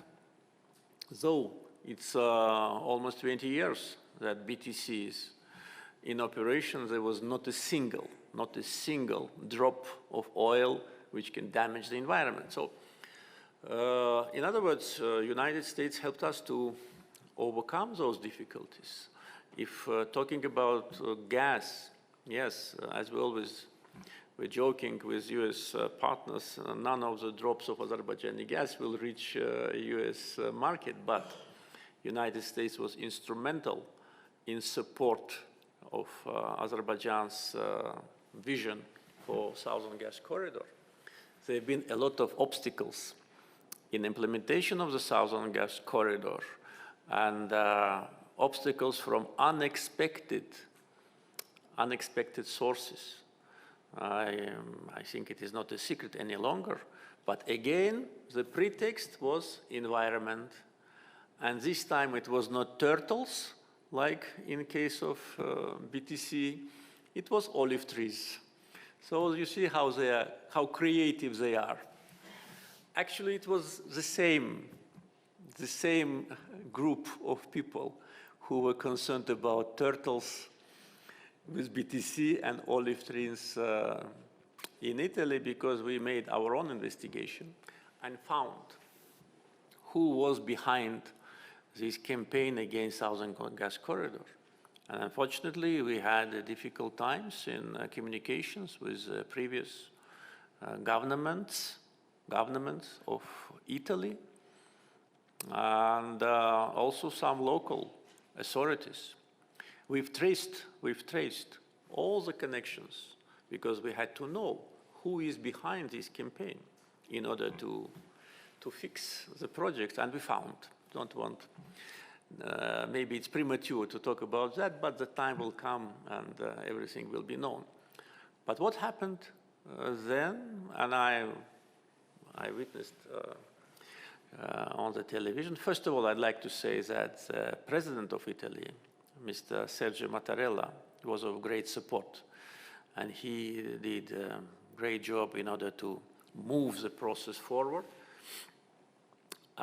Because several olive trees relocation happens on a regular basis in Italy, in other Mediterranean countries, it happens.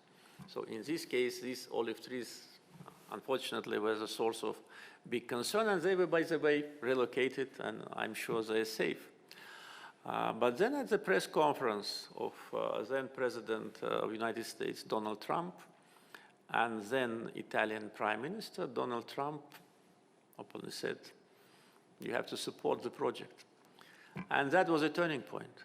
That was a turning point. And immediately, all the concerns of olive trees relocation were lifted, and we got the green light. So this is how United States is working. What I'm saying now, maybe I'm saying for the first time, but I think that why should we keep it secret? Why there should be some ambiguity? No, we have very profound relations with the United States. And now, in particular, and I've got several letters from President Biden, very positive. I've got public communications from President, from Secretary Blinken with respect to our humanitarian assistance to Ukraine. Azerbaijan was one of the two last countries, along with Turkey, who left a mission in Afghanistan. We were the last two, and we stayed in Afghanistan from the very beginning. We've been in Iraq since 2003, until we got a message from the United States that we can go home, so we went. So we've been even in Kosovo before this process of recognition started. Security, energy, trade, now on renewables. We hope that American companies will be part of our big project of transforming Azerbaijan into a source of renewable energy, because proven reserves of wind and solar power in Azerbaijan is close to 200 gigawatts.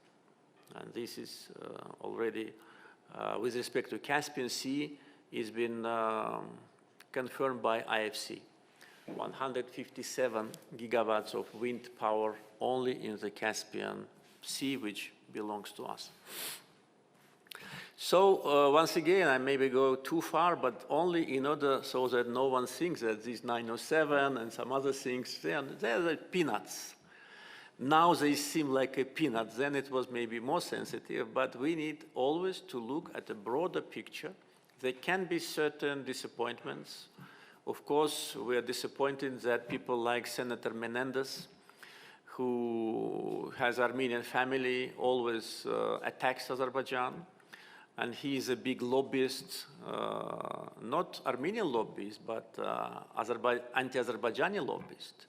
We regret that a person like Adam Schiff also spreads hatred against Azerbaijan. And now he wants to put a kind of a resolution to recognize Nagorno-Karabakh. That resolution, if adopted, will have the same value as resolutions adopted by French Senate and National Assembly. So we know these people. We know that they're sponsored by Armenian lobby. We know that most probably, the background of this cooperation is not very clean. It is possible, but having people like Menendez and Schiff and I don't know, Sherman, well, it should not interfere with our relations. There was a case when American ambassador Matthew Bryza, who, by the way, was participant at the last meeting, yes, his appointment was blocked by pro-Armenian senators because he was not too pro-Armenian and because he had a Turkish wife. Can you imagine the level of political conscience of this person. If the person has a Turkish wife, he cannot be ambassador in Azerbaijan. And the diplomatic career of Matthew Bryza was ruined. The person who served for US State Department for a couple of decades at least, it was ruined by one person, this pro-Armenian guy. So this is something which we, of course, take into account, but neither Menendez, nor Schiff, nor any other people like them will be able to interfere into relations between US and Azerbaijan. Our relations are very well balanced, solid, and based on mutual respect, and I'm sure that will be the case for the future. Thank you. Mahmoud Hassan Khan, Pakistan, Center of South Asia and International Studies. Please. We have special connection, passion, and respect for you and people of Azerbaijan. And we really appreciate your strategic vision in terms of complete socio-economic transformation of Azerbaijan and successful liberation of Karabakh. Since a lot of questions related to geopolitics have already been asked, so my questions pertain to geoeconomics. His Excellency, would Azerbaijan seek Chinese diplomatic assistance to resolve the issue of Zangezur corridor and do your good office foresees the role of Azerbaijan after Chinese facilitated peace agreement between Saudi Arabia and Iran in the greater Eurasian region, and most recently phenomena, the pace, the process of de-dollarization, strategic expansion of SCO and BRICS. Thank you. What was the last? I did not get the last question. His Excellency, how do you foresee the role of Azerbaijan after Chinese facilitated peace agreement between Saudi Arabia and Iran in the greater Eurasian regions because it has changed the regional socio-economic dimension and geopolitics, and most recently phenomena, the pace and process of de-dollarization, strategic expansion of SCO, and momentum of BRICS. Thank you. Thank you. First of all, I'd like to say that Pakistan and Azerbaijan are true friends and brotherly countries. We are very grateful to the people and the government and governments, previous governments of Pakistan for continuous support to Azerbaijan with respect to our territorial integrity and sovereignty. During the times of occupation, during the war, there were very clear statements from high-ranking Pakistani leaders, President and Prime Minister, supporting Azerbaijan, and after the war. Once again, I'd like to ask you to convey our gratitude to all our brothers. Pakistan is one of the three countries, along with Turkey and Saudi Arabia, which did not have any diplomatic relations with Armenia because of occupation, and we, of course, highly value that. With respect to Zangezur corridor and, as far as I got it correctly, how China can facilitate, I think there's a big potential in Zangezur corridor, and already I mentioned that the railroad connection between China, Kyrgyzstan, Uzbekistan is started. Therefore, Zangezur corridor has a big potential to become one of the extension of One Belt and One Road, and also can be part of North-South corridor, because entering Nakhchivan, then it has already a connection, railroad connection with Iranian railroad, which can deliver goods to Persian Gulf. So Zangezur corridor, not only for Azerbaijan and Armenia is important, but I think on global scale, because we expect a growing number of cargoes, growing volume of cargoes. So the more roads we have, the better. As far as we are concerned, next year we will complete the construction of the railroad, which was dismantled during the times of occupation, and it was sold on the market by Armenians from Fizuli to Zangilan, almost to Armenian border, and 40-something kilometers on the territory of Armenia. If built, that will be, of course, an international project. If Armenia would put artificial obstacles in front of that project, they will only lose. Because today we don't have any problems of transporting goods through Georgia, Turkey, through Georgia and Black Sea ports, either through Russia or through Iran, but Armenia doesn't have these physical connections. With respect to the role of China in normalization between Saudi Arabia and Iran, we highly value the role of China. By the way, I'd like to say that we have excellent relations between China and Azerbaijan. I met President of China, Xi Jinping, many times, and he, during one of our meetings, called me a good friend of China. So I think only this is enough to demonstrate the level of our cooperation. And of course, we support normalization between Saudi Arabia and Iran. We do not know what is the substance of the agreement. It's not known for us, but anyway, it's very good. Saudi Arabia for us is a brotherly country, a country with which we have excellent relations, and we want them only progress, stability, and development. As I said, they did not establish diplomatic relations with Armenia because of us, and this means a lot.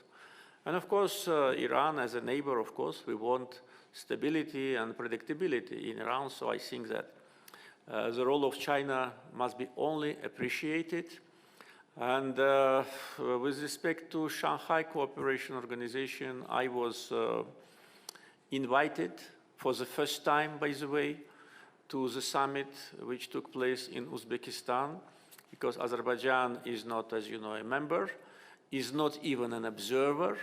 Azerbaijan's status is partner for dialogue, but nevertheless, Azerbaijan was invited, and I think that was very important for us, because with many countries of Shanghai Cooperation Organization, we have very good relations. Thank you. Mr. President, we are already 2 hours in session. So you have the list. I haven't seen your list, so everything is in your hands. List is big, and even I see some signs that somebody wants to. I think we can continue if you are not tired.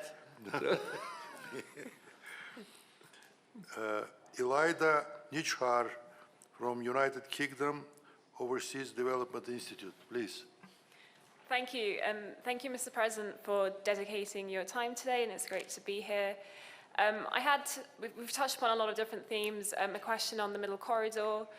Yesterday we heard the Minister for Digital Development and Transportation say that the Middle Corridor can't just be an option to be used when things go bad.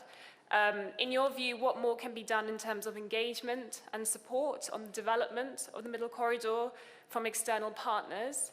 And if I may, just another quick one, the Organization of Turkic States, it's already been mentioned, but I'd be keen to hear your views on what role you see Azerbaijan playing in the development of the OTS, particularly considering observer states and, of course, including Northern Cyprus as well. Thank you. With respect to the Middle Corridor, of course, we fully support this project, and it has a great potential.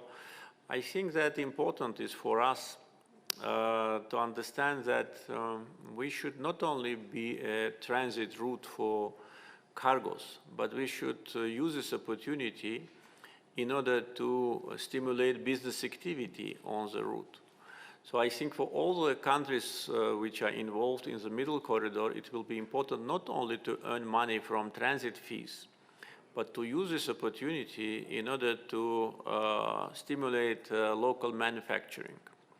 And we have big expectations with respect to the future activity of ALAT, Free Economic Zone, which has a very solid legal foundation.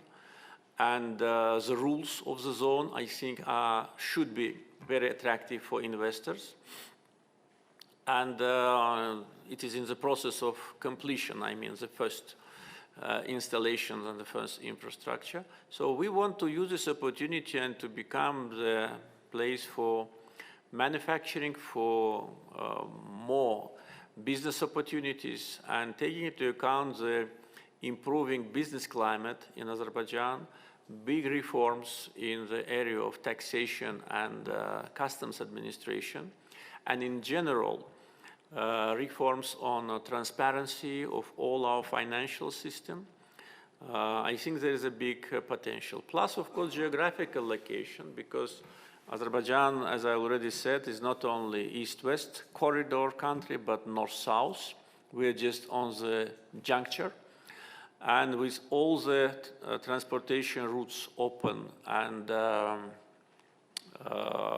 almost all of them fully modernized, of course, there is a big potential. But again, we want to look at these opportunities from broader picture, not just to be a transitor. It is not enough. And there is a potential, I think, is here. With respect to organization of Turkish states, Azerbaijan, throughout the whole period of this organization, though it had different names before, you know, but we were always very active.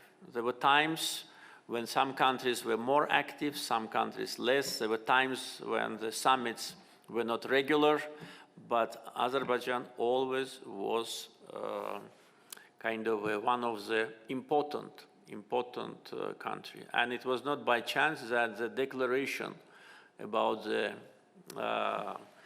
creation of the council was adopted in Nakhchivan more than 10 years ago.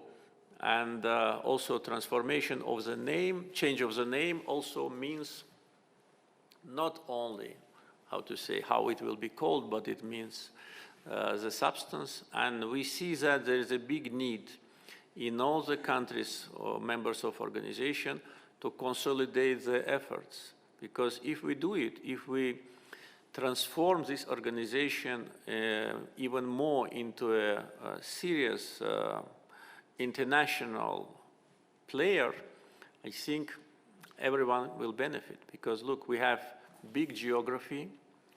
We have in some countries big natural resources, including energy resources. Have a strong military capability in some of the countries. And if we unite all these efforts, of course, we will see a serious player on a global scale. It can be, and I think it should be, one of the centers of global powers. Because again, population, geography, transportation routes, Eurasian, how to say, dimension, energy resources. Turkey is the second NATO member army. Azerbaijan's army also demonstrated that it is very capable. So if we unite all these efforts, we will only benefit. And I think the more we get together, the more we interact, the more understanding is in our countries that this is the way how it should be. And moreover, you know, you have to live in your family. You have to live in your country. That's my, how to say, approach. Of course, I respect the people who live in some other countries. It's now in the global world, it's normal. But I think that for everyone, that's my personal view, is better to live in your country and in your family. So this is our family, and we must be in our family. This is natural space for all of us. And with respect to Turkish Republic of Northern Cyprus, you know that they became observers, and we supported that from the very beginning until the very end. And we only can congratulate our brothers. And by the way, we got certain messages from, you can imagine from where, about that. So our answer was that first, they are our brothers, and second, they are observers already in Islamic Cooperation Organization, which has many more countries. So I think that potential is here, and I witness more common understanding about our future coordinated performance on international arena. Next, Michael Ritchie, Energy Intelligence, United Kingdom. Thank you, Mr. President. Down here. You've already addressed some of the issues I was interested in about the Southern Gas Corridor. Energy is my field. Talking about the resources that are available and the commerciality of them. So if I can be just a bit more specific and ask, how much extra gas do you think Azerbaijan can supply to the European Union by 2027? That's called for in the Memorandum of Understanding signed last summer with the European Commission President, Ursula von der Leyen. And also, do you see any flexibility in that timetable? I mean, it's quite tight. And finally, given that the EU aims gradually to phase out fossil fuels, what sort of long-term commitments will you require from the EU side? Thank you. Yeah, you touched upon very important issues. Long-term commitments, this is important because we've got a lot of requests from many countries after the Russian-Ukrainian war started, from more than 10 countries. We got requests either to increase the supply or to find opportunity to start the supply. And of course, this needs additional investments and a lot of, how to say, technical things to be resolved. And of course, we must know what will be the duration of that deficit and what will be the approach to fossil fuels in the future. Because you know that now European Investment Bank, they do not finance any longer the projects of fossil fuel. I don't want to comment about that, but this is something we have to take it into account. So we don't want to find ourselves in the situation we will invest additional billions of dollars, which we did not plan, by the way. And then all of a sudden someone will tell us, thank you, goodbye. We don't need it any longer. We have hydrogen or whatever.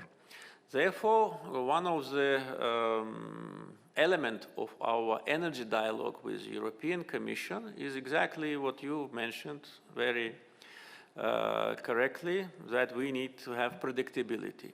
We are ready to help. We are already helping. We are investing additional financing. We are doing a lot of other, how to say, diplomatic steps in order to supply as much as we can to European countries. With respect to, and of course we expect understanding of our position in European Commission so that we can plan the future. In general, with European Union, we have energy dialogue which covers many areas, not only gas, but also renewables and green hydrogen. And so the portfolio is really very impressive. And with respect to concrete figures, we signed MOU to double our supply by 2027, and that will be around 20 BCM. I think this is absolutely realistic. Otherwise, we wouldn't have signed it. if we thought it is not realistic. If no force majeure takes place, it is absolutely realistic. 2021, our supply to EU market was something more than 8 BCM. This year, it will be 12. So in 2 years, from 8 to 12, and I think going by these big steps, by 2027, it can be 20. You may ask about the sources. I can tell you. First, we expect more gas from Chardonnays. We expect maybe in 4 years' time, maybe less, from new phase of Chardonnays, additional gas. We expect, already several years we expect, but I hope this year we will get it.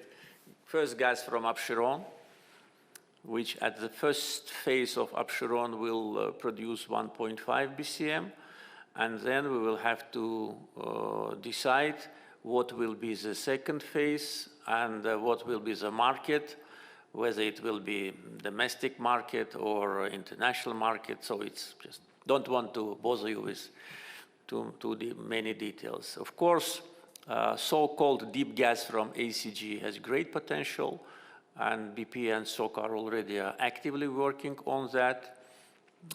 It's a huge gas condensate field. When I said 300 billion cubic meters, this is minimum. Of course, big potential in Umid Babek, which partly is developed by SOCAR itself, but we are ready to work with international companies also.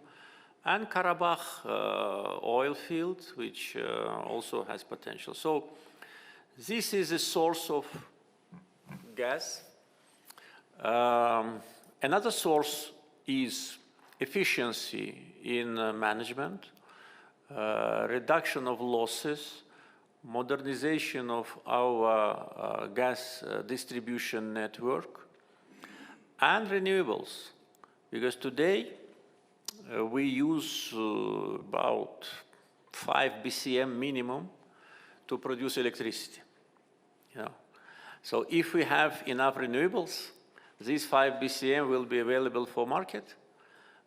So this is additional. But we come here to the problem which we just raised in the beginning. We need to have capacity in transportation. TAP must be expanded. As I said, we have 20%. Other companies, they have also 20%, almost, except one. So it must be a common decision to expand TAP. If TAP is not expanded, then there'll be no gas in TAP. So TAP now is at maximum capacity already. To expand TANAP is easier because in TANAP it is Azerbaijan, Turkey, and BP. So it is easier to do. But in TAP it is more difficult. We need to have access to Trans-Balkan pipeline and to be able to supply countries which are waiting for our gas. And if interconnectors in Europe are built on time, then by the end of this year we can start supply to Hungary and to Serbia. Romania already started this year. So Greece, Italy, Bulgaria already started. In Albania, we are in the stage of negotiations of investment in gas distribution network. So Albania is a transitor, but it doesn't have gas distribution network. So we are planning to invest substantial amount of money to create this distribution network. I was in Sofia just several days ago, inauguration of Solidarity Ring. So Slovakia is joining. So if now we export to 6 countries, within 1 year, if everything goes according to the schedule and no force majeure, it can be 10.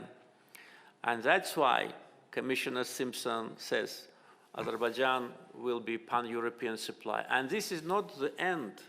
This is not the end. I think we will find, if there is a market and if there are enough interconnectors, the geography can expand because we still have requests from the countries which I did not mention, in Balkans and also in other parts of Europe, which can be also recipients of Azerbaijani gas.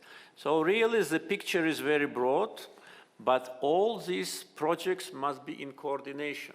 If we don't have on time implementation of green energy project, so that will also, how to say, delay all the rest. Thank you. Farhad Azima from United States. It's very special for me to be here, Mr. President. After 30 years, especially when you mentioned 907. Thank you, Mr. President. It's very special for me to be here in this occasion, in this area where the dream of late President was manifested to reality by you, Mr. President. I'm honored to be here.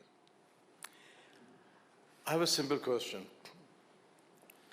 Natural gas from Uzbekistan to Turkmenistan and possibly Kazakhstan could be very easily transferred here via underwater Caspian Sea to Baku, and from Baku we have capability to go to Europe. What are the obstacles that is not being implemented? Well, it's difficult for me to say because, you know, the projects of gas infrastructure construction is usually the projects which are initiated and financed by those countries which are the owners of these resources, as it was in our case. We are the owners of resources. We initiated construction of Southern Gas Corridor and built, together with our partners, with the help of international financial institutions, 3,500 kilometers long pipeline from Baku to Italy, partly underwater. Major investments, billions of dollars, and we did not yet recover the costs. So it's a long-term investments, but it was a strategic decision, and without that, none of what we are talking about would have been possible.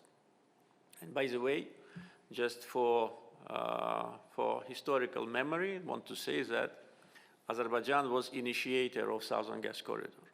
Before that, there were a lot of speculations, discussions about different projects. I personally participated many times, maybe almost 10 times, at different conferences, international events on Nabucco. So if you remember, maybe it's like 907 also, everybody forgot about. But it didn't happen. Why? Because the question was, who is going to pay for that? And when this question was raised, everybody backed down. So the same with, so we initiated Southern Gas Corridor and did it on time, and now we enjoy the benefits.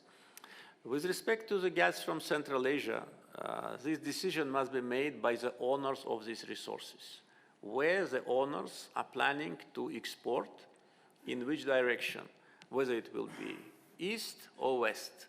If they choose west, or if they choose both, of course, we in Azerbaijan will do everything in order to facilitate.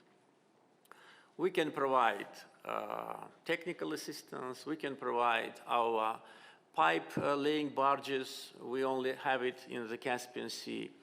We can provide access to Sangachal terminal, we can provide access to our pipeline system. But the decision must be made by them, if made, and the financial package must be also organized by them. In other words, a consortium, corporate capital, and then borrowed money, who will be financing. So this is one important part. So this is a trigger. If this trigger is not pushed, it will not work. But even if the trigger is pushed, the question is then, if everything what I've said is done, then what happens after the gas comes to the shore of Azerbaijan? How it's going to be exported? What will be the volumes? what will be the commercial terms between the owners and the consumers. So we can only be a transitor, and we will be definitely a very fair transitor. And by the way, for Azerbaijan, taking into account the cash flow we have from oil and gas, the cash flow we may have as a transitor is not significant. So it's not a matter of significant economic importance. It's a matter of contribution to energy security and matter of facilitation to our friends in the East and in the West. So in other words, we cannot initiate this project and we cannot finance it. That's why it did not happen. The question is not to me, but maybe your neighbor can, can answer. Talking to the neighbor, maybe we'll give him hope. Thank you. Sadiq Sapayev, Deputy Chairman of Senate. Muhtaram Janob Prezident, Turkiy dunyo madaniy markazi bo'lmish Shushada bo'lib, men o'zbek tilida sizga chuqur minnatdorchilik bildirmoqchiman. Bu yerda biz buyuk ilhom ko'rdik va buyuk ilhom oldik. Yesterday when I've been asked whether I'm going to ask you a question, I said I'm going to listen. And I thank you very much for this meeting, and we appreciate highly your vision, your inspiration, and your in-depth analysis. And I'm sure that it was educational for all of us to listen to your assessments, your predictions and analysis. A few days ago in Tashkent, we've had a big conference dedicated to the Centennial of the great Arbab, great leader, statesman, Heydar Aliyev, and we appreciate that the members of Milli Majlis of Azerbaijan who attended the referendum, observers participated. The main conclusion of this, our Congress, which was, by the way, on the beginning of series of events which will take place until the 10th of May in Uzbekistan, dedicated to the heritage of Heydar Aliyev, was that it was a man of caliber and magnitude, and he possessed what we need all now, leadership.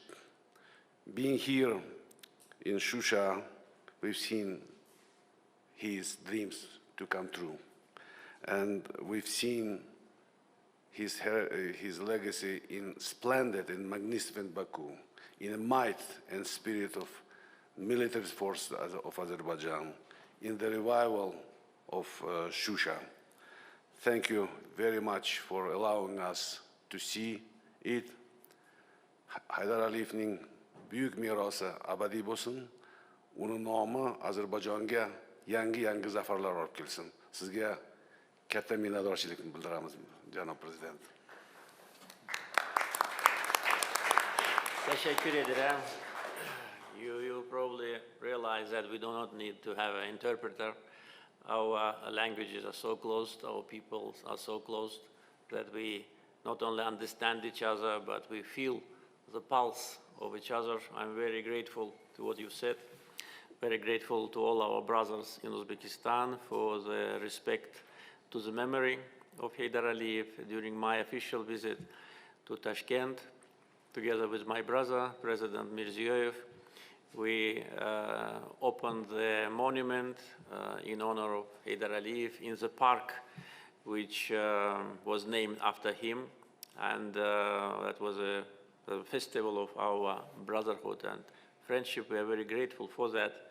And just using this opportunity, I'd like to congratulate the people of Uzbekistan with the important political event, successful referendum, which will create better opportunities for development of political system, economic development, social development. And you know that President Mirziyoyev and myself, we are good friends, and we told our ministers that we will personally monitor the implementation of all our instructions, and it already happened. So don't want just to take much of the time, but really the substance and the spirit of cooperation is unique, as it should be between two brotherly peoples who speak more or less the same language and who share the same values. So thank you and welcome to Karabakh. Mr. President, you are very generous with your Thank time, you. but I want to stop probably questions, and I want to mention one person who are here with us. Yesterday he presented a short movie about his vision and his feelings about Karabakh, about his meetings with Heydar Aliyev, and this is Thomas Goltz, who is with us. And for of course, health reasons, of course, he could not make even more active involvement of all this contribution to our conference, but what he did was very valuable, and we are very thankful to him that he came to Shusha, to Karabakh, because in my memory, not any other journalist or even some other Americans did so much to make sure that Karabakh will be known to American public in a way which is true, which is real, to present realities. So we're very thankful. Yesterday he, as said, he made this presentation of movie, and as you know, he was among first person who visited Nakhchivan during Heydar Aliyev's being there. In that movie, he was also on backside of the pictures. So, Thomas, thank you very much for coming, and Thank you. I think he would be delighted to have picture with you. Yes, yes, with pleasure, with pleasure. I know Mr. Goltz, we met, I think, a couple of times, some events, and of course, I heard a lot, and I know how committed he was to restoration of justice. I think one of the elements of the restoration of justice is him being today in Shusha, and I think this is how justice prevails. So thank you very much for all what you have done, and thank you for being with us today.